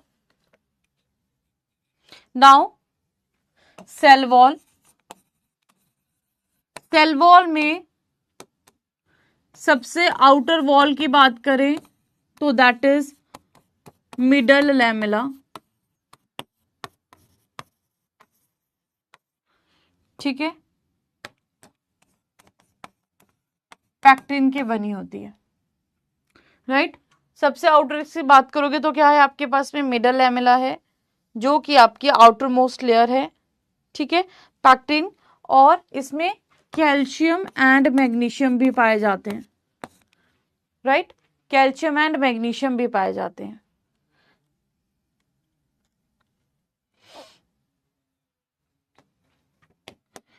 ये क्या करती है? हेल्प्स इन सेल बाइंडिंग और एडहेशन। तो इसी को हम क्या बोल देते हैं? Cementing layer. इसी को हम क्या बोल देते हैं? Cementing layer of the plant, ठीक है। इसी को हम क्या बोल देते हैं? सीमेंटिंग लेयर बोल देते हैं, ठीक है। ये सेल वॉल्स जो है एडजेसेंट सेल्स के, उनको बाइंड करती है, तो इसको हमने क्या बोल दिया? सीमेंटिंग लेयर बोल दिया। अगला यहीं पे बता देती हूं, प्राइमरी सेल वॉल, ठीक है, प्राइमरी सेल वॉल। तो आउटर लेयर के अंदर एक स्ट्रक्चर है, आउटर लेयर के अंदर एक लेयर है, इनर लेयर, ठीक है, जो कि आउटर के बाद में है, आउटर मोस्ट के बाद में है, ठीक है। तो ये आपका क्या है? मिडिल लैमेला क्यों बोलते हैं? क्योंकि एडजेसेंट सेल्स को जोड़ के रख रहा है ना, इसलिए। नाउ प्राइमरी जो आपकी लेयर है that is primary cell wall, लिख लो। आउटर लेयर के बाद में जो आपकी लेयर आएगी that is primary cell wall, ठीक है।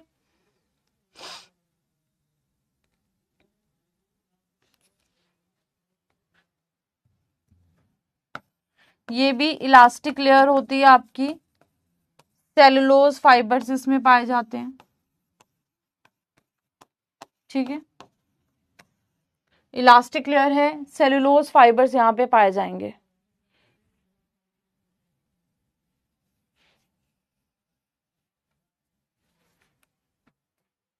Next is secondary cell wall.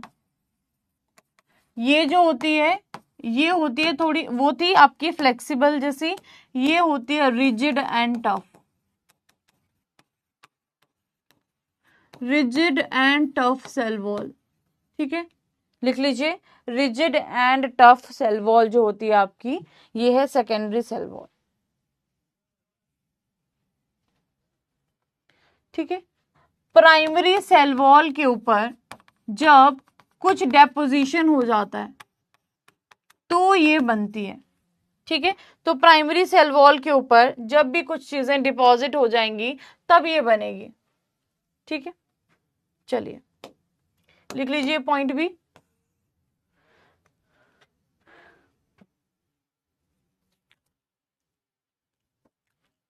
लिख लो फटाफट से पॉइंट।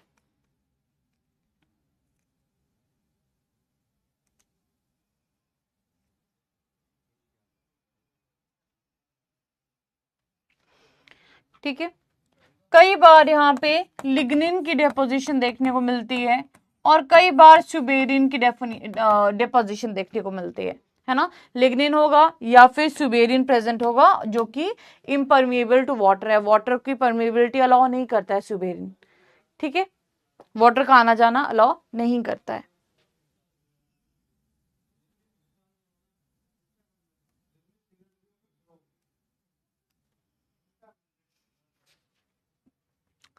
ठीक है, फंक्शंस क्या है सेल वॉल के? शेप देता है, बेसिक फ्रेमवर्क बनाता है सेल का, प्रोटेक्शन देता है ना। मेन फंक्शन तो यही है। चलो लिख लो फटाफट से, 3 पॉइंट्स है ना, थोड़ा जल्दी करना ताकि हम इसको फटाफट से खत्म कर सकें, ठीक है।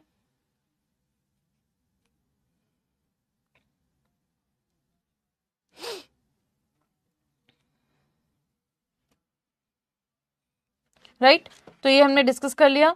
ऑस्मोटिक प्रेशर वगैरह को हमने बात कर ली कि कौन मेंटेन करता है, ठीक है। चलिए, तो ये हमारे पास में कुछ इंपॉर्टेंट पॉइंट्स थे जिनको हमने यहाँ पे डिस्कस कर लिया। अब हम आगे बात करेंगे बाकी ऑर्गेनेलीज की और क्या क्या इंपॉर्टेंट पॉइंट्स हैं उनके बारे में बात करेंगे। अगला हमारे पास में है जी माइटोकॉन्ड्रिया। अगला हमारे पास में है माइटोकॉन्ड्रिया, ठीक है। माइटोकॉन्ड्रिया को ही हम क्या बोल देते हैं? Power house of the cell,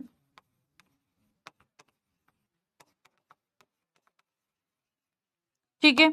अगला पॉइंट, साइट ऑफ सेलुलर रेस्पिरेशन,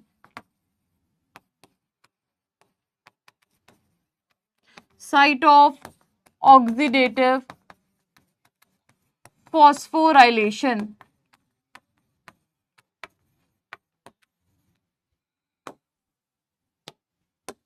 लिख लो ये पॉइंट्स, ठीक है।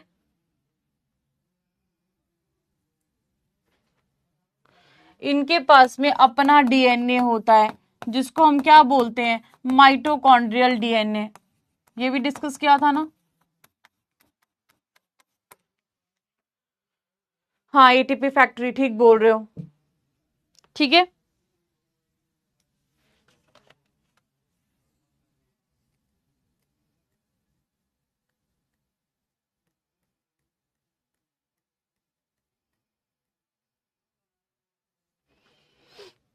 ठीक है, अगला है ईआर, एंडोप्लाज्मिक रेटिकुलम। ये आपको पता है एक एसईआर होता है और एक आरईआर होता है, ठीक है। लिपिड का हमने रोल बात कर ली और यहाँ पे हमने प्रोटीन सिंथेसिस की बात कर ली। मेजर काम इसका क्या होता है? ट्रांसपोर्ट, ठीक है, ट्रांसपोर्ट, ठीक है जी।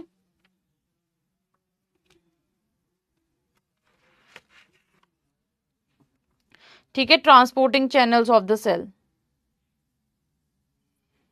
ठीक है, transporting channels of the cell लिख लो उसको, ठीक है। हो गए यहाँ पे भी मेजर पॉइंट्स, फटाफट से नोट कर लीजिए, कर लोगे तो बता देना। Right, transporting channels of the cell, ठीक है।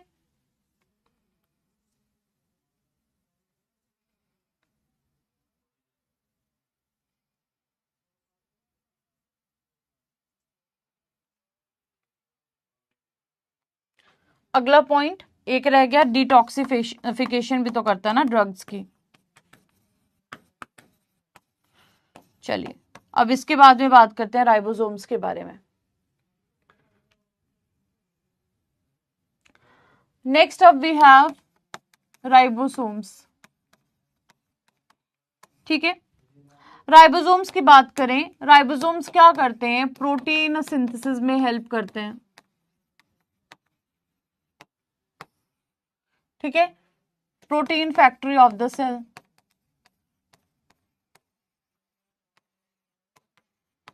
Protein factory of the cell. ठीक है, राइट।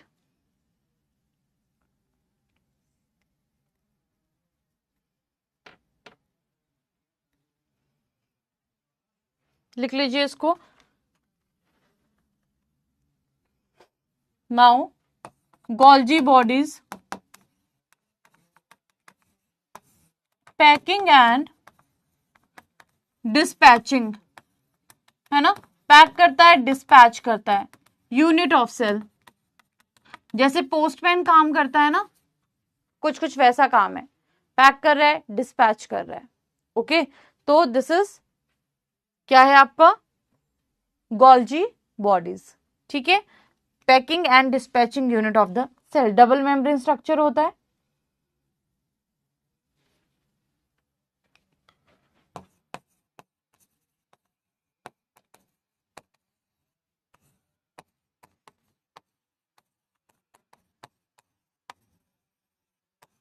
ठीक है, इसके अलावा फॉर्मेशन ऑफ अदर स्ट्रक्चर्स। ठीक है, जैसे कि लाइसोजाइम हो गया, वैक्यूल्स हो गया, है ना, जैसे कि फॉर एग्जांपल लाइसोजाइम की बात करें। ठीक है, वैक्यूल हो गया,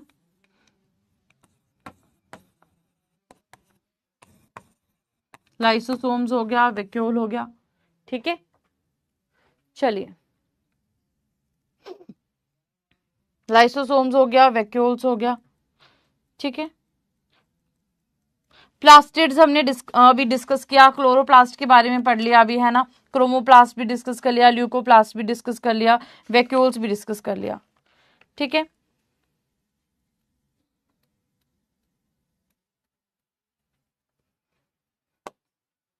नाउ लाइसोसोम की बात करें तो इंटरसेलुलर, सीधा लिख लो, या फिर डाइजेस्टिव सिस्टम। क्या है ये, सुसाइडल बैग्स।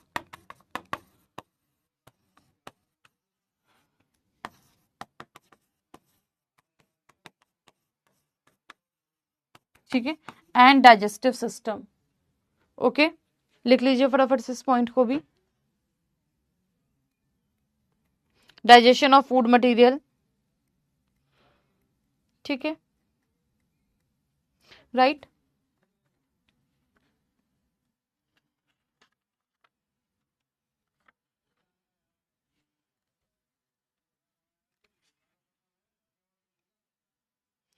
ठीक है, न्यूक्लियोलस सबको पता है, राइबोसोम फैक्ट्री है, ये तो हमने शुरू में ही डिस्कस कर लिया था। ठीक है, चलो ये काफी है, अब डीएनए वगैरह का स्ट्रक्चर है वो कल कर लेंगे, कोई बात नहीं। इसको करके अब हम करेंगे शुरू अगला topic, that is cell cycle and cell division. ठीक है, ओके, ये देख लेना एक बार आप लोग कि मेम्ब्रेन लेस कौन सी है, सिंगल मेम्ब्रेन कौन सी है, डबल मेम्ब्रेन कौन सी है ऑर्गेनेलीज। ठीक है, एक बार इसको चेक भी कर लेना। और साथ में दिया गया है डीएनए किस किस में प्रेजेंट होता है। जो एक बच्चा अभी क्वेश्चन पूछ रहा था कि मैम किस किस ऑर्गेनेलिस के पास में डीएनए प्रेजेंट होता है, तो आप देख लो न्यूक्लियस में तो मेनली होता ही होता है, उसके अलावा माइटोकॉन्ड्रिया है, क्लोरोप्लास्ट है। ठीक है, जिसका भी ये डाउट था यहाँ पे मैंने क्लियर कर दिया है। और साइट ऑफ फोटो रेस्पिरेशन की अगर हम बात करते हैं तो पेरोक्सिसोम्स है जो मेन है, और उसके अलावा हमारे पास में माइटोकॉन्ड्रिया है एंड क्लोरोप्लास्ट है। ठीक है, इसको मेन वाला पोर्शन को कोई बात नहीं मत रखो।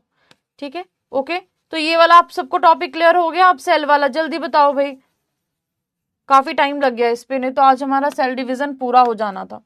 चलिए नाउ अब एक काम करते हैं, अभी आपने जो पढ़ा उसको फटाफट से रिवाइज करिए। ठीक है, इस पे कहाँ पे एडिशन करनी थी हमने, उसका एडिशन को कर लेते हैं अभी। ठीक है,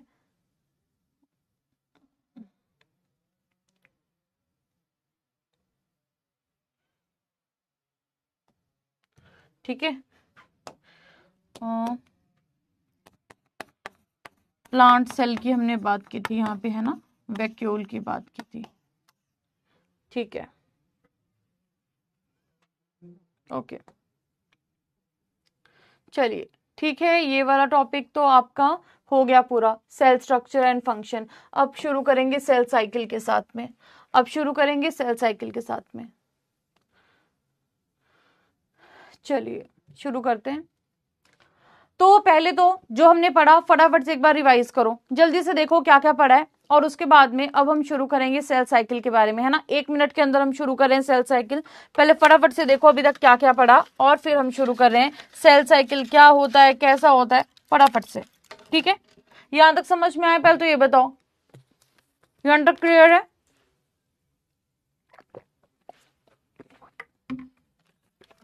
पहले तो ये बताओ मुझे, यहां तक समझ आया सबको?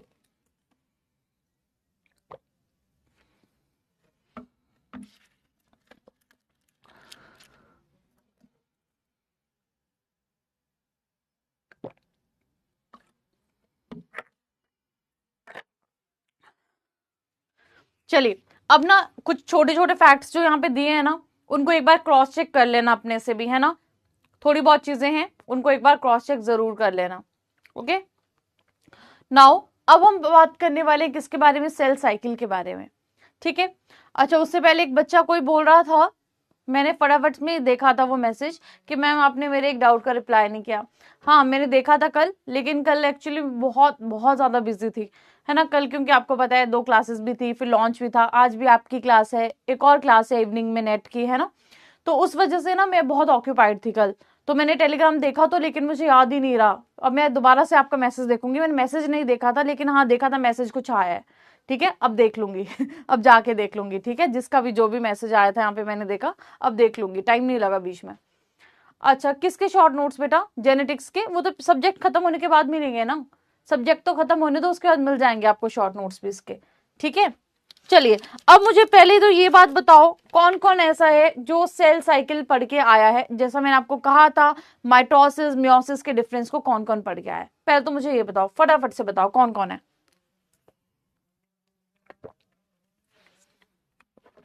बहुत बेसिक है सेल साइकिल, बहुत इजी है, डरने की बिल्कुल भी जरूरत नहीं है इससे, ठीक है, बहुत बहुत सिंपल है।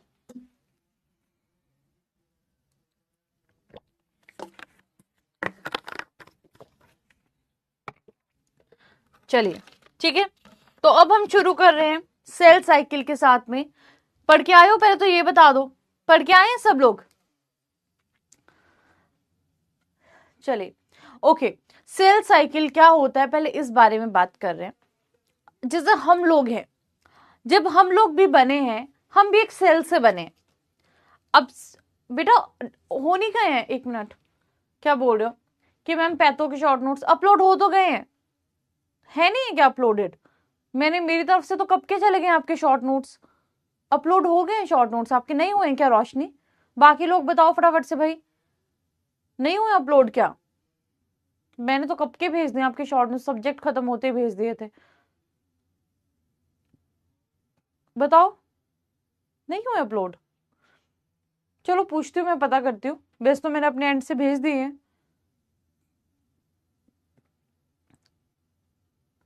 बोल तो दो मुझे ना, यस से समझ नहीं आ रहा ये बताओ अपलोड हो गए हैं या नहीं हुए? एक मैसेज कर दो, हाँ मैम हो गए हैं, हो गए हैं लिख दो, हाँ अपलोडेड है, चलो ठीक है। हाँ चेक कर लेना एक बार, है ना, क्योंकि मैंने तो देखो मैं आपसे पहले रेडी होती हूँ, सब्जेक्ट खत्म होने से पहले मेरे शॉर्ट नोट्स बिल्कुल रेडी रहते हैं। हिंदी वाले आप बोल रहे हो, हाँ हिंदी वाले भी कुछ दिनों में अपलोड हो जाएंगे। मैंने पहले भी आपको पुरानी क्लास में बोला था कि देखो हिंदी वगैरह को वेरीफाई करने में, लिखने में, बनाने में थोड़ा टाइम लगता है, तो मैंने आपको पहले कहा था कि मैं आपको कुछ दिनों के अंदर दे दूंगी, तो कोई बात नहीं, हिंदी वाले भी हम आपको दे देंगे, अपलोड करवा देंगे, डोंट वरी। इंग्लिश वाले तो सारे अपलोड हो गए हैं ना, कोई बात नहीं, मैं हिंदी वाले भी अपलोड करवा दूंगी जितना जल्दी हो पाएगा, ठीक है। चलिए नाउ अब हम लोग बात कर रहे हैं सेल साइकिल के बारे में, अब थोड़ा फोकस यहां पे देंगे। तो सेल साइकिल की जब हम बात करते हैं, बस बस अब इस टॉपिक पे आ जाओ वापस, इधर इधर क्लास में, यहां आ जाओ, यहां क्लास में, हाँ चलो करें स्टार्ट, ठीक है। सेल साइकिल की अगर हम बात करते हैं, अब ना ये आप ऐप पे देख लेना, ठीक है। जिन्होंने डाउनलोड कर लिए हैं वो लोग बता देना इनको कि कहाँ से आपने सबने डाउनलोड किए हैं या कहाँ पे शो हो रहे हैं, तो वहां पे आप जाके डाउनलोड कर लेना, ठीक है। चलिए अब बात करते हैं सेल साइकिल के बारे में। सेल साइकिल होता क्या है? अब आप देखो, हम लोग हैं, हम इंडिविजुअल्स बने हैं, एक सेल से एक सेल 2 में डिवाइड हुआ, 2 4 में डिवाइड हुए, 4 8 में, 8 16 में, 16 32 में, एंड सो ऑन, ये साइकिल चलता रहा।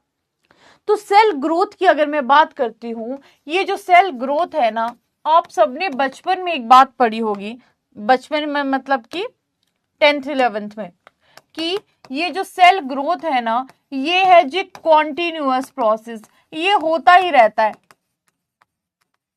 हमेशा होता रहेगा। लेकिन क्या जब ये प्रोसेस होता है, चाहे कोई भी प्रोसेस हो रहा है, चाहे सेल की ग्रोथ हो रही है, चाहे डिवीजन हो रही है, सेल रुक के कभी नहीं बताता कि देखो भाई अब मैं डिवाइड हो गया, देखो मेरा प्रोफेज आ गया, देखो मेरा मेटाफेज आ गया, देखो मेरा एनाफेज आ गया। ऐसा नहीं है, ये प्रोसेस कॉन्टिन्यूसली चल रहा है, चल रहा है, चल रहा है। लेकिन हम लोगों ने क्या किया है, हमने देखा कि देखो कई बार सेल में पहले ये स्टेज आ रही है, ऐसे क्रोमोसोम्स बन रहे हैं, फिर ये स्टेज आ रही है, इस तरह से क्रोमोसोम दिख रहे हैं, फिर ये स्टेज आ रही है, क्रोमोसोम्स अलग हो जा रहे हैं। हमने अपनी सुविधा के अनुसार नाम दे दिए कि देखो ये जो सेल का तो कॉन्टिन्यूस साइकिल चल रहा है ना, ऐसा नहीं है वो रुकेगा फिर दिखाएगा कि देखो ये फेज आ गया, नहीं, हमने अपने हिसाब से हर एक फेज को देख के बता दिया, कि माइक्रोस्कोपिकली ऑब्जर्व वगैरह करके बता दिया कि देखो ये वाला जो फेज है इस तरह से आ रहा है, और इस फेज में क्रोमोसोम इस तरह से दिख रहे हैं, इस फेज में क्रोमोसोम्स इस तरह से सेपरेट हो जा रहे हैं, और इस फेज में इस तरह से आपके दोबारा से सारी मेम्ब्रेन्स आ जा रही है।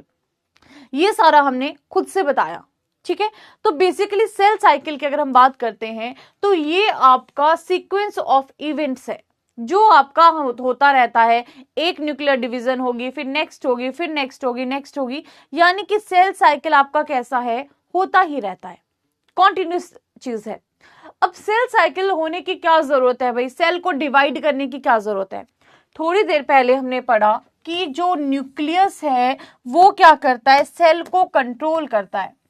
अब ये छोटा न्यूक्लियस है, ये क्या करेगा, छोटे एरिया को कंट्रोल कर रहा है।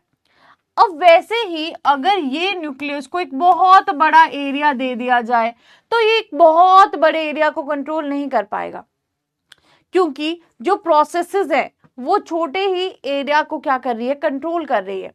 लेकिन अगर बहुत बड़ा सेल हो जाएगा तो न्यूक्लियस को भी संभालना मुश्किल हो जाएगा। इसीलिए क्या होता है, ये जो आपका सेल होता है ये क्या कर जाता है जी, डिवाइड कर जाता है, ताकि इस न्यूक्लियस को भी इजी रहे सेल की प्रोसेसेस को कंट्रोल करना। अब जब हम सेल की बात करते हैं, आपने सुना होगा कि सेल की जो डिवीजन होती है वो सोमैटिक सेल्स में भी होती है, रिप्रोडक्टिव सेल्स में भी होती है। हमें क्या जरूरत है सोमैटिक डिविजन्स की, या हमें क्या जरूरत है माइटोसिस की? तो माइटोसिस, जिसको हम इक्वेशनल डिवीजन भी बोल देते हैं, आपने देखा होगा कई बार हम गिरते हैं, हमें चोट लग जाती है, और एक जैसे हम एक पपड़ी सी क्रस्ट सी आ जाती है ना, उसके ऊपर एक पर्दा सा लग जाता है ना, तो जो अंदर सेल हैं वो क्या कर रहे हैं, सेल कॉन्टिन्यूसली डिवाइड कर रहे हैं ताकि वहां पे नई लेयर बन जाए और आप हील हो जाओ। तो वो भी किसका एग्जाम्पल हो गया, सेल डिवीजन का एग्जाम्पल हो गया, ठीक है। कई बार आपने देखा होगा कि पैरों में आपने देखा होगा कि जैसे कईयों की जो एड़ियां होती हैं वो फट जाती है ना, जो क्रैकिंग आ जाती है हील्स वगैरह में, तो वहां पे भी क्या होता है, नए सेल्स बनना शुरू हो जाते हैं। तो ये जो सेल की अगर हम डिवीजन की बात करते हैं, ये कॉन्टिन्यूस प्रोसेस है। कुछ सेल्स अगर मर रहे हैं ना, डेड हो रहे हैं, तो नए सेल बन के उसको रिप्लेस कर रहे हैं, है ना। तो ये जो सेल डिवीजन है बेसिकली क्या है, कॉन्टिन्यूस प्रोसेस है। अब आप सबने सुना होगा कि किसी की हाइट है, एक पर्टिकुलर पॉइंट पे आके वो हाइट बढ़ना बंद हो जाती है, तो क्या सेल डिवाइड होना बंद हो गए? नहीं, सेल डिवाइड हो ही रहे हैं, लेकिन जो आपके लिविंग सेल्स हैं वो डेड सेल को क्या कर रहे हैं, रिप्लेस कर दे रहे हैं, उनको हटा दे रहे हैं। तो सेल साइकिल क्या है, कॉन्टिन्यूस इवेंट है, जैसे कि 1 से 2 बन रहे हैं, 2 से 4 बन रहे हैं, है ना, ऐसे चलता ही रह रहा है ये प्रोसेस। तो ये जो सेल साइकिल है ये एक ऑर्डर्ड प्रोसेस है, जिसमें एक के बाद एक प्रोसेस होती है। अब इसमें कुछ फेजेस भी आते होंगे जी, उन फेजेस के बारे में हम बात कर देते हैं। तो प्लांट्स में सेल डिवीजन की बात करें, सबसे पहले स्ट्रॉसबर्गर ने डिस्कवर की थी। 2 फेजेस सेल साइकिल में आते हैं, एक फेज को बोला जाता है जी इंटरफेज और दूसरे फेज को बोला जाता है एम फेज। देखा जाए तो इंटरफेज को आप बोल देते हो जी ये है रेस्टिंग फेज, ठीक है, नाम क्या है, रेस्टिंग फेज, ठीक है, और एम फेज को हम क्या बोलते हैं, माइटोटिक फेज, ठीक है। अब देखो मैं आपको एग्जांपल देती हूं, नाम क्या है, रेस्टिंग फेज है, लेकिन ये सबसे ज्यादा काम करने वाला फेज होता है। टेक्निकली ये क्या है, प्रेपरेटरी फेज, जो भी तैयारियां हो रही हैं। अब देखो सेल ने ना डिवाइड करना है, तो डिवाइड करना है, तो डिवाइड करने के लिए ऐसा तो नहीं होगा कि जितना भी कंटेंट है उसको आधा आधा तोड़ दिया, नहीं, हर एक ऑर्गेनल को क्या करना पड़ेगा, रेप्लिकेट करना पड़ेगा। जैसे फॉर एग्जाम्पल अगर आपकी हम बात करते हैं, मान लो कि किसी के पास में 100 रुपए हैं, अब 100 रुपए उन्होंने क्या करने हैं, 2 लोगों के बीच में डिवाइड करने हैं, ठीक है। हर एक बोल रहा है कि मुझे भी 100 चाहिए, मुझे भी 100 चाहिए, तो ऐसा तो है नहीं कि 100 का नोट फाड़ के दे दोगे, आपको 100 के नोट को डबल करना पड़ेगा, एक और 100 का नोट लाना पड़ेगा, उसके जैसा डबल करना पड़ेगा, तभी आप 2 में इक्वली 100-100 रुपए दे सकते हो, यही है। तो बेसिकली अब जब हम इंटरफेस की बात करते हैं और एम फेज की बात करते हैं, चीजें इक्वली डिवाइड होनी चाहिए, तो आपको थोड़ा टाइम भी चाहिए ना उन 100 रुपए को 200 में कन्वर्ट करने के लिए। तो क्या होता है कि जब भी सेल ने अपने ऑर्गेनेलीज को डिस्ट्रीब्यूट करना है ना, तो उसको पहले चीजों को रेप्लिकेट करना पड़ेगा, डीएनए को डबल करना पड़ेगा वहां पे, है ना, और बाकी ऑर्गेनेली को भी क्या करना पड़ेगा, डबल करना पड़ेगा, ताकि आगे जाके इजीली डिवीजन हो जाए। तो ये जो तैयारी वाला फेज है ना, more than 95% of the time इस तैयारी वाले फेज में होता है, ठीक है, जबकि 5% टाइम के अंदर अंदर सारी डिवीजन हो जाती है।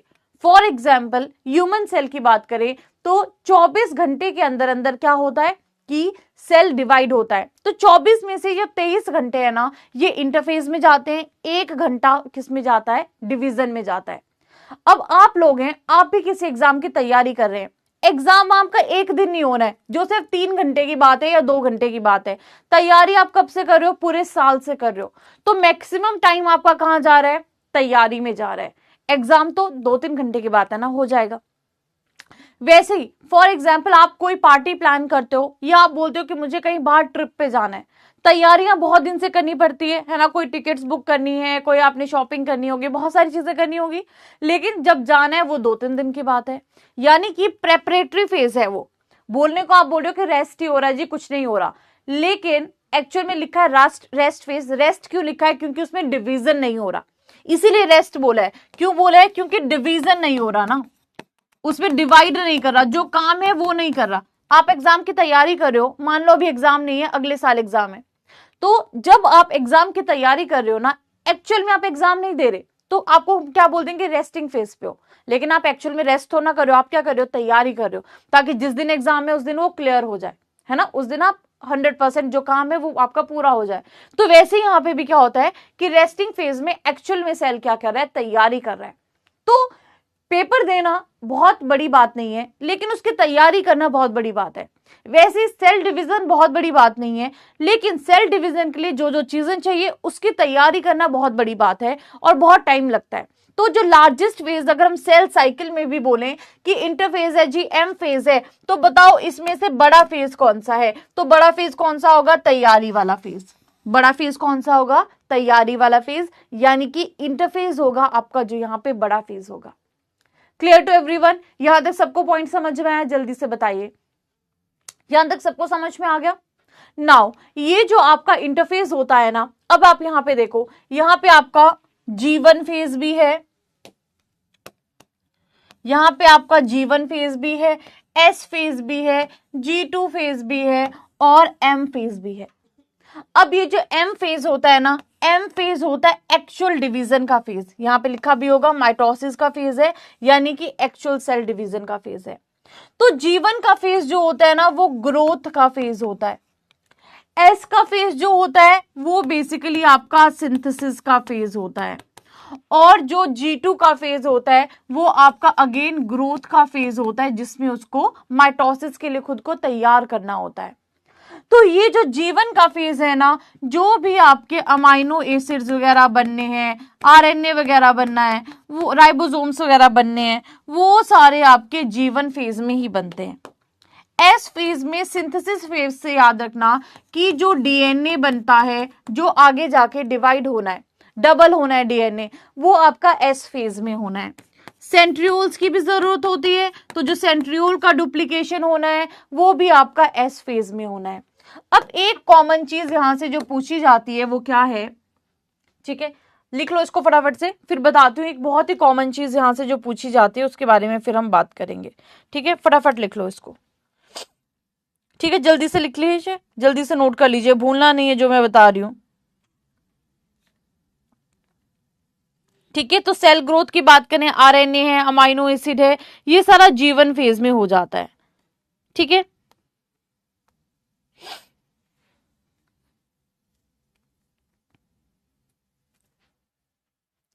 नाउ जैसे हम सेल साइकिल की बात कर रहे हैं, अब हमने बोला कि ये है G_M फेज और बाकी हमारे पास में है G1 फेज, G2 फेज और बीच में है जी सिंथेसिस फेज।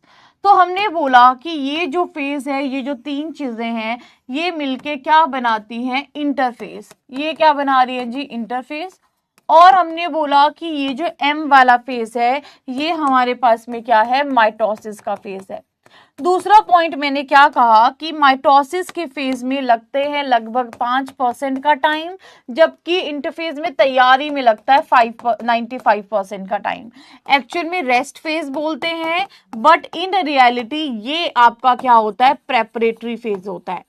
अब प्रेपरेटरी फेज है, तैयारियां चल रही हैं जी, है ना, तो तैयारियां करने के लिए टाइम ज्यादा चाहिए। तो जो G1 फेज है, G1 फेज में क्या होता है, जैसे कि आरएनए बन रहे हैं, राइबोसोम्स बन रहे हैं, ठीक है, या फिर अमाइनो एसिड्स बन रहे हैं, सेल तैयारी कर रहा है, तो ये किस में बनेगा, G1 फेज में बनेगा। लेकिन अगर एस फेज की बात करूं तो एस फेज होता है हमारा सिंथेसिस का फेज। ये वाला फेज है जी सिंथेसिस का फेज। सिंथेसिस किसका होता है, डायरेक्ट क्वेश्चन आता है कि डीएनए सिंथेसिस कौन से फेज में होता है जी, एस फेज में होता है। सेंट्रियोल का डुप्लीकेशन कौन से फेज में होता है जी, एस फेज में होता है। हिस्टोन कौन से फेज में बनती है जी, एस फेज में बनती है, ठीक है। नाउ अब डीएनए से भी एक और क्वेश्चन आपका डायरेक्ट आता है कि देखो ये हमारे पास में मान लो क्रोमोसोम है, ठीक है, जस्ट अ मिनट दोबारा बनाती हूँ। ये मान लो हमारे पास में जी क्रोमोसोम है इस तरह से। अब यहाँ पे क्या होगा, इसके अंदर क्या होगा, कुछ जेनेटिक मटेरियल होगा। अब जब आपका सिंथेसिस फेज होता है ना, उसमें ये जो जेनेटिक मटेरियल है ये डबल हो जाता है, इसी में होगा डबल, ठीक है। यहाँ पे अमाउंट क्या हो रहा है डीएनए का, यहाँ पे डबल हो रहा है। तो मैं बोल सकती हूँ कि एस फेज में क्या होता है, अमाउंट ऑफ डीएनए डबल हो जाता है, ठीक है। इसमें क्या होता है, अमाउंट ऑफ डीएनए डबल हो जाता है। लेकिन अगर हम बात करते हैं कि इसमें क्रोमोसोम का नंबर, वो तो सेम ही रहेगा ना, क्रोमोसोम का नंबर डबल नहीं हो रहा। जैसे 2 क्रोमोसोम थे, 2n था, मान लो 2n था, तो या फिर हम बात कर ले कि यहाँ पे आपका क्रोमोसोम 2 हैं, तो नंबर आपका 2n ही रहा ना, कोई चेंज नहीं आया। लेकिन अगर इसमें पहले 2c, मान लो 2c अमाउंट था डीएनए का, और इसके बाद में जो अमाउंट है वो 4c हो गया, तो अमाउंट ऑफ डीएनए क्या हो गया, डबल हो गया। लेकिन जो क्रोमोसोम नंबर है वो आपका सेम ही रहा, क्रोमोसोम नंबर में चेंज नहीं आ रहा है, ठीक है, अमाउंट ऑफ डीएनए में चेंज आ रहा है। क्लियर है यहां तक सबको, यहां तक सबको समझ में आ गया ये पॉइंट, बताओ भाई। तो डीएनए का कंटेंट आपका डबल हो जाता है, लेकिन नंबर ऑफ क्रोमोसोम आपके सेम ही रहते हैं, ठीक है। चाहे इसको इसकी दूसरी ये सिस्टर क्रोमेटिड भी बना दो यहाँ पे, ठीक है। तो ये जो अमाउंट है ये डबल हो जाएगा, लेकिन जो क्रोमोसोम है वो सेम ही रहेगा नंबर, राइट, अमाउंट डबल होगा। यहां तक सबको क्लियर है, तो बताओ भाई, यहां तक सबको समझ आया, ठीक है।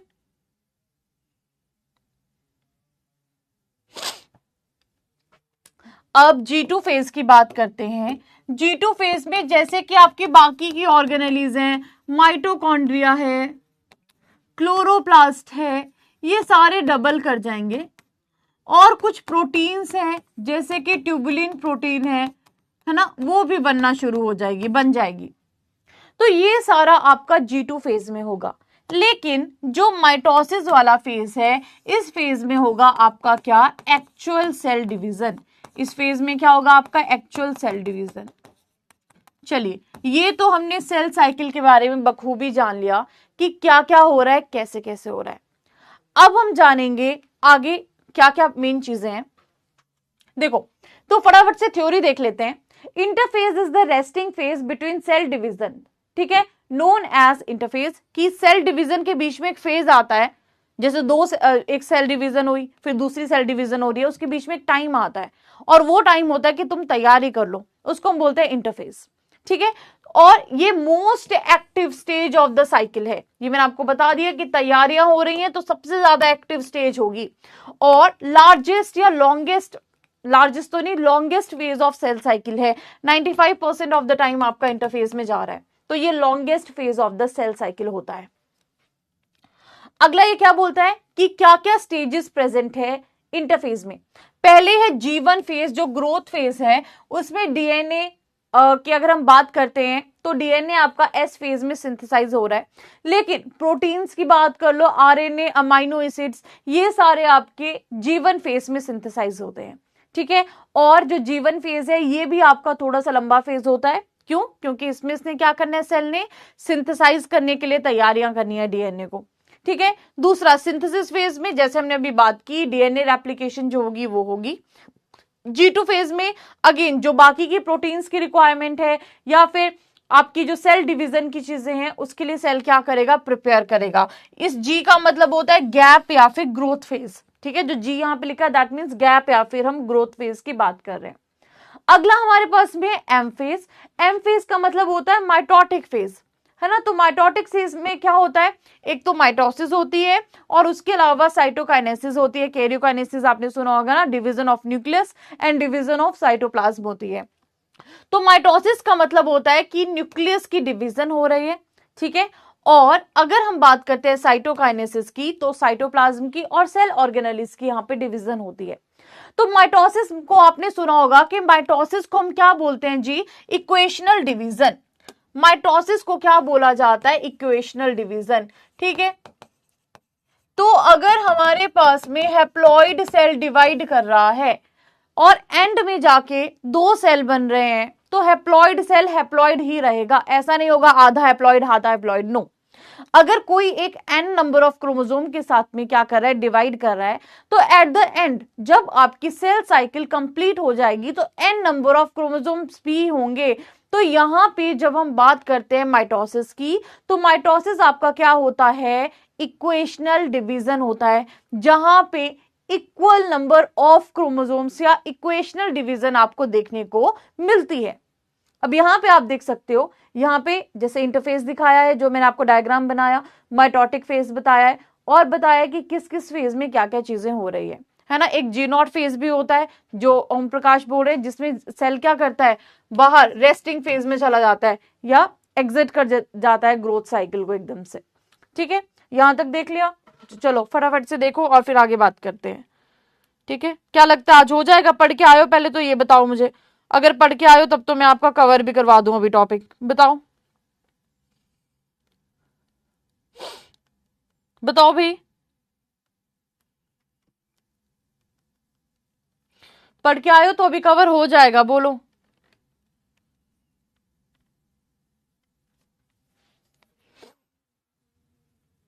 चलिए, हमने यहाँ पे पढ़ लिया G1 phase, G2 phase, S phase के बारे में। एक बात कर ली हमने G0 के बारे में, और हमने कहा कि जो G0 वाला फेज होता है उसमें सेल क्या करता है, रेस्टिंग स्टेज पे चला जाता है, ठीक है। तो वो डिवाइड नहीं करेगा, अपनी जो प्रोसेस है उसको कुछ टाइम के लिए रोक देगा और बाहर निकल जाएगा, एग्जिट कर जाएगा। उसको हम क्या बोलते हैं, G0 फेज बोलते हैं।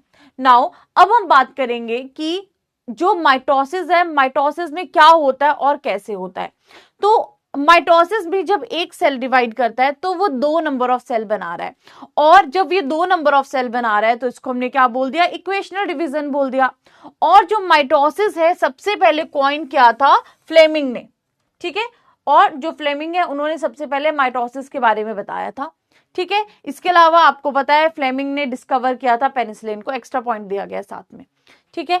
अब हम बात करते हैं कि माइटोसिस में क्या क्या चीजें होती हैं और कैसे कैसे होती हैं।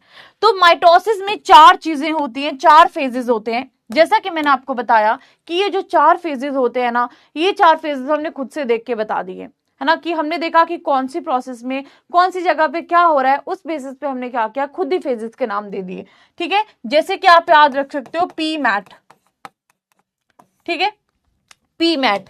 पी मैट का मतलब है कि सबसे पहले कौन सा फेज आएगा जी, प्रोफेज आएगा, फिर कौन सा फेज आएगा जी, मेटाफेज आएगा, फिर कौन सा फेज आएगा जी, एनाफेज आएगा, फिर कौन सा फेज आएगा जी, टीलोफेज आएगा, ठीक है। तो 4 फेजेस हमें देखने को मिलते हैं।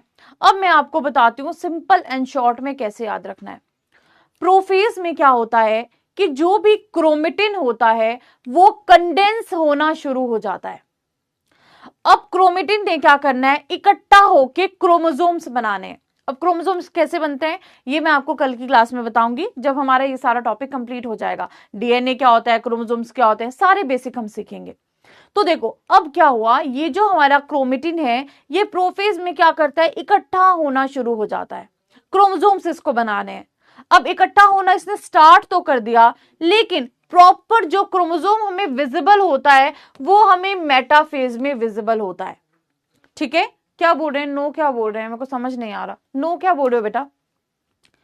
तो प्रोफेज में क्या है, जो क्रोमेटिन है ये इकट्ठा होना शुरू हो जाता है और क्रोमोसोम बनाना शुरू कर देता है, लेकिन कंप्लीशन उसकी कब होगी, मेटाफेज में जाके। प्रोफेज स्टार्टिंग है। अब आपके सेल का पूरा पूरा ध्यान क्या होता है कि उसको क्रोमोसोम्स को क्या करना है, बेसिकली क्रोमोसोम्स को सेपरेट होगा, क्रोमोसोम अलग अलग पोल्स पे जाएंगे। तो सेल का पूरा ध्यान होता है कि देखो जो छोटी छोटी मेम्ब्रेन्स है ना वो टूट जाती है, ईआर वगैरह ये सारी मेम्ब्रेन्स टूट जाती है, डिसफ्रेगमेंट हो जाती हैं, क्योंकि बाद में जब डिवीजन कंप्लीट हो जाएगी ना, बाद में मेम्ब्रेन्स इकट्ठी भी तो हो सकती हैं, लेकिन शुरू में हमारा फोकस क्या है कि हमें इन मेम्ब्रेन्स पे ध्यान नहीं देना है, हमें देना है क्रोमोसोम्स पे ध्यान। तो सेल चाहता है और ऑर्गेनली भी यही चाहती है कि इन क्रोमोसोम्स को एक प्रॉपर स्पेस मिल जाए, हम बीच में ना आए। तो क्या होता है, जो भी न्यूक्लियर मेम्ब्रेन वगैरह है वो डिसइंटीग्रेट होना शुरू हो जाते हैं, जो साइड की मेम्ब्रेन्स होती है ना वो टूटना शुरू हो जाती हैं, जो एक्स्ट्रा मेम्ब्रेन्स होती हैं, जो ईआर वगैरह होते हैं, सिर्फ क्रोमोसोम पे फोकस रहता है। और जब सेल डिवीजन खत्म होने वाला होता है, टीलोफेज होने लगता है, उस टाइम पे ये मेम्ब्रेन्स दोबारा से इकट्ठा होकर अपीयर होना शुरू हो जाती हैं। क्लियर है ये कॉन्सेप्ट। नाउ अब अगर हम बात करें प्रोफेज की, हमने बोला कंडेंसेशन हो रही है। कंडेंसेशन का मतलब क्या होता है कि जो क्रोमेटिन है वो इकट्ठा हो रहा है ताकि वो क्रोमोसोम बना सके। लेकिन बनता कब है, कंप्लीट कब होता है, जब हम मेटाफेज की बात करते हैं। तो मेटाफेज में हम सोचते हैं कि जो क्रोमोसोम होता है, क्रोमोसोम का अलाइनमेंट हमें बिल्कुल प्रॉपर दिखता है, या फिर best morphology, M for metaphase, M for morphology. Best morphology की स्टडी किस में होती है, मेटाफेज पे होती है। क्योंकि मेटाफेज में क्या होता है कि जो आपका सेल होता है उसमें कुछ प्लेट्स बनना शुरू हो जाती हैं, जिसपे हमें क्रोमोसोम बिल्कुल क्लियर दिखने शुरू हो जाते हैं। तो मेटाफेज में अगर कोई पूछे कि बेस्ट मॉर्फोलॉजी कौन से फेज में आप स्टडी करते हो क्रोमोसोम की, तो मेटाफेज में बेस्ट मॉर्फोलॉजी को स्टडी किया जाता है। अगला पॉइंट है anaphase, A for anaphase, A for anatomy.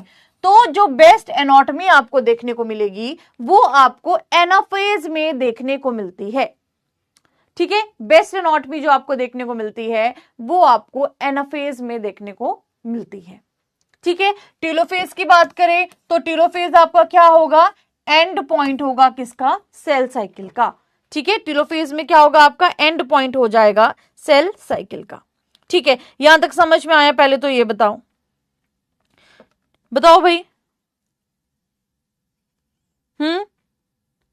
तो जो भी आपके ऑर्गेनेलिज डिसअपियर की थी वो सारी ऑर्गेनेलिज आपकी क्या कर जाएंगी, यहां पे रीअपियर कर जाएंगी, इकट्ठी हो जाएंगी। अब मैं आपको एक फोटो दिखा देती हूँ, फोटो से आपको ज्यादा बेटर क्लियर होगा, है ना। फोटो डाला तो था मैंने, ये रहा, देखो। तो सबसे पहले हम बात करते हैं प्रोफेज की। क्या बोला, प्रोफेज में क्या होता है, कंडेंसेशन हो जाता है। ठीक है, ताकि वो क्रोमोसोम बनाए। मेटाफेज में क्या होता है, एक लाइन पे ये क्रोमोसोम आपको दिखाई देते हैं और बेस्ट मॉर्फोलॉजी को आप यहाँ पे क्या कर सकते हो, क्रोमोसोम की स्टडी कर सकते हो। फिर क्या होता है, इसमें क्या होता है ना, देखो इस तरह से लाइक दिस, ये जो क्रोमोसोम के दो पार्ट्स होते हैं ना, ये सेम सेंट्रोमेयर से अटैच होते हैं, तो हम इन दोनों को क्या बोल देते हैं कि ये क्या है, सिस्टर क्रोमेटिड है। सिस्टर क्रोमेटिड क्या होता है, जिसमें ये जो क्रोमोसोम होते हैं, इनकी जो आर्म्स होती हैं वो एक ही क्रोमेटिड से अटैच होती हैं। तो यहां पे आप देख सकते हो, ये सिस्टर क्रोमेटिड्स क्या करते हैं, यहां से सेपरेट होना शुरू हो जाते हैं। एक एक पोल की तरफ को चला जाएगा, दूसरा दूसरे पोल की तरफ को चला जाएगा, यानी कि यहाँ पे जो डॉटर क्रोमेटिड्स हैं, ये ऑपोजिट पोल्स की तरफ को डिवाइड होना शुरू हो जाते हैं। अब आप बोलोगे मैम हमने तो पढ़ी है कुछ क्रोमोसोमल एब्रेशंस, जहां पे हमने पढ़ा है कि एक क्रोमोसोम एक्स्ट्रा आ गया, एक क्रोमोसोम का नंबर एक्स्ट्रा आ गया, दो का एक्स्ट्रा आ गया, एक क्रोमोसोम एक जगह से आ गया, दूसरी जगह से। सुना ना आपने 2n+1, 2n-1 2n+1+1 ऐसे ऐसे करके सुना होगा ना। तो वो क्या होता है, वो इस स्टेज पे होता है, एनाफेज पे, जहां पे क्या होता है, जो एक्स्ट्रा क्रोमोसोम होता है ना, यहीं से वो ऑपोजिट पोल्स की तरफ को जाना शुरू हो जाता है। तो अगर एक सेल में भी आपका एक्स्ट्रा चला गया ना, तो उस सेल में आपको एब्रेशन देखने को मिलती है, दूसरे में कम हो जाएगा तो दूसरे में भी एब्रेशन देखने को मिलेगी।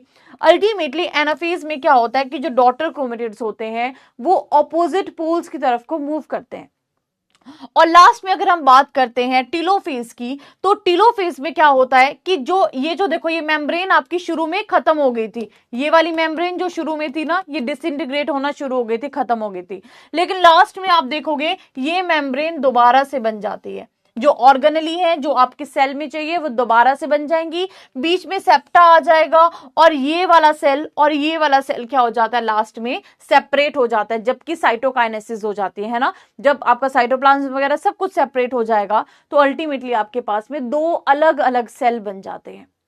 तो ये हमारे पास में है माइटोसिस का प्रोसेस, जो बहुत ही सिंपल प्रोसेस है, जो मैंने आपको अभी एक्सप्लेन कर दिया। समझ में आया? क्या बोल रहे, दिमाग की जंग क्लियर करो, लोड लेगा। लोड क्या लेना, इतना सिंपल टॉपिक है माइटोसिस का। क्या बोला, 4 प्रोसेसेस इसमें हो रही हैं, पहले तैयारियां हो रही हैं। 4 प्रोसेस में पहले में क्या हो रहा है, क्रोमेटिन क्रोमोसोम्स बनाएगा, इकट्ठा हो जाएगा, लेकिन जो क्रोमोसोम्स हैं वो क्लियरली शुरू में नहीं बन जाएंगे पूरे, क्लियरली कहां दिखेंगे आपको, मेटाफेज में। अब वो जो क्रोमोसोम्स हैं वो आपके ऑपोजिट पोल्स की तरफ को मूव करना शुरू होंगे, किसमें, एनाफेज में। और टीलोफेज में क्या होगा, सारे ऑर्गेनेल्स वगैरह क्या करेंगे, इकट्ठे आपके बन जाएंगे, जो न्यूक्लियर मेम्ब्रेन वगैरह हैं वो सारे आपके इकट्ठे होना शुरू हो जाएंगे, प्रॉपर जो मेम्ब्रेन है वो आपके बनना शुरू हो जाएंगे, और अल्टीमेटली 2 सेल आपके सेपरेट हो जाएंगे। ये है माइटोसिस का प्रोसेस। ठीक है, कोई बात नहीं, मत लो सीरियसली, पेपर तो मैंने देना नहीं है, पेपर तो आपने ही देना है ना। जब पेपर दोगे तब पता चलेगा कि सीरियस पढ़ना कैसे होता है। ठीक है, पेपर मैंने नहीं देना, पेपर आप लोगों ने देना है। ठीक है, और बहुत सिंपल सा टॉपिक है, क्योंकि आप लोग डिले कर रहे हो। मैं चाहती हूँ ऑन टाइम सिलेबस खत्म हो, लेकिन आप लोग हटते नहीं हो बात कर करके। माइटोसिस तो कल दिया था ना पढ़ने के लिए, कल मैं सोच के आई थी सेल खत्म करूंगी, लेकिन जस्ट बिकॉज आप लोगों ने कहा कि मैम शुरू से A to Z बताओ, तो मैंने सब कुछ बताया। आज के टॉपिक में भी जो माइटोसिस मियोसिस था, दोनों खत्म हो जाता। मैंने आपको होमवर्क भी दिया था, पढ़ के आना, लेकिन आप लोगों ने बोला कि शुरू से बताना, मैंने सब कुछ बताया। लेकिन आप जो बेसिक भी मैं आपको बता रही हूँ सुनने के लिए आप रेडी नहीं हो, जो बेसिक पॉइंट भी बता रही हूँ कि देखो इसको ऐसे याद रखना, डायरेक्ट पॉइंट से याद रखना, वो भी नहीं सुनने आपको, तो अब इसमें मैं कुछ नहीं कर सकती। अब एग्जाम वाले पूछेंगे ना, तब याद आएगा कि मैम सुना रहे थे, हमने सुना नहीं था। चलिए नाउ अब बात करते हैं कि क्या क्या चीजें इसमें होती हैं। ठीक है, चलिए देखो, आपका पेपर ना आने वाला है कुछ टाइम में, और मेरी कोशिश ये है कि आपका ये वाला जो सिलेबस है ना, इसको मैं ऑन टाइम खत्म कर दूं। क्लास है, अच्छा ठीक है, ओके, चलो कोई बात नहीं, अब हम आगे वाली क्लास में पढ़ लेंगे। ठीक है, नेक्स्ट क्लास में मिलेंगे, टाइम वैसे भी हो गया है आपका। ओके, चलिए, समरी आपको पता ही है, हमने क्या पढ़ा है, सेल साइकिल के बारे में पढ़ा है। ठीक है, और हमने क्या कवर किया आज, बेसिकली सेल के बारे में पढ़ा। होमवर्क क्या है, मियोसिस के बारे में पढ़ के आइए और माइटोसिस के बारे में पढ़ के आइए, कल दोबारा से इसको कवर करेंगे। ठीक है, मियोसिस और माइटोसिस के बारे में पढ़ के आना। ओके, चलिए ठीक है, आज का सेशन एंड करते हैं। अब कल हम मिलेंगे और कल पढ़ के आना, ठीक है? कोई बात नहीं, अब कल मैं आपको दोबारा बताऊंगी, ठीक है? कोई बात नहीं, कल दोबारा पढ़ के आना। चलिए ठीक है, सी यू गाइस, अब नेक्स्ट क्लास में मिलेंगे। Thank you so much.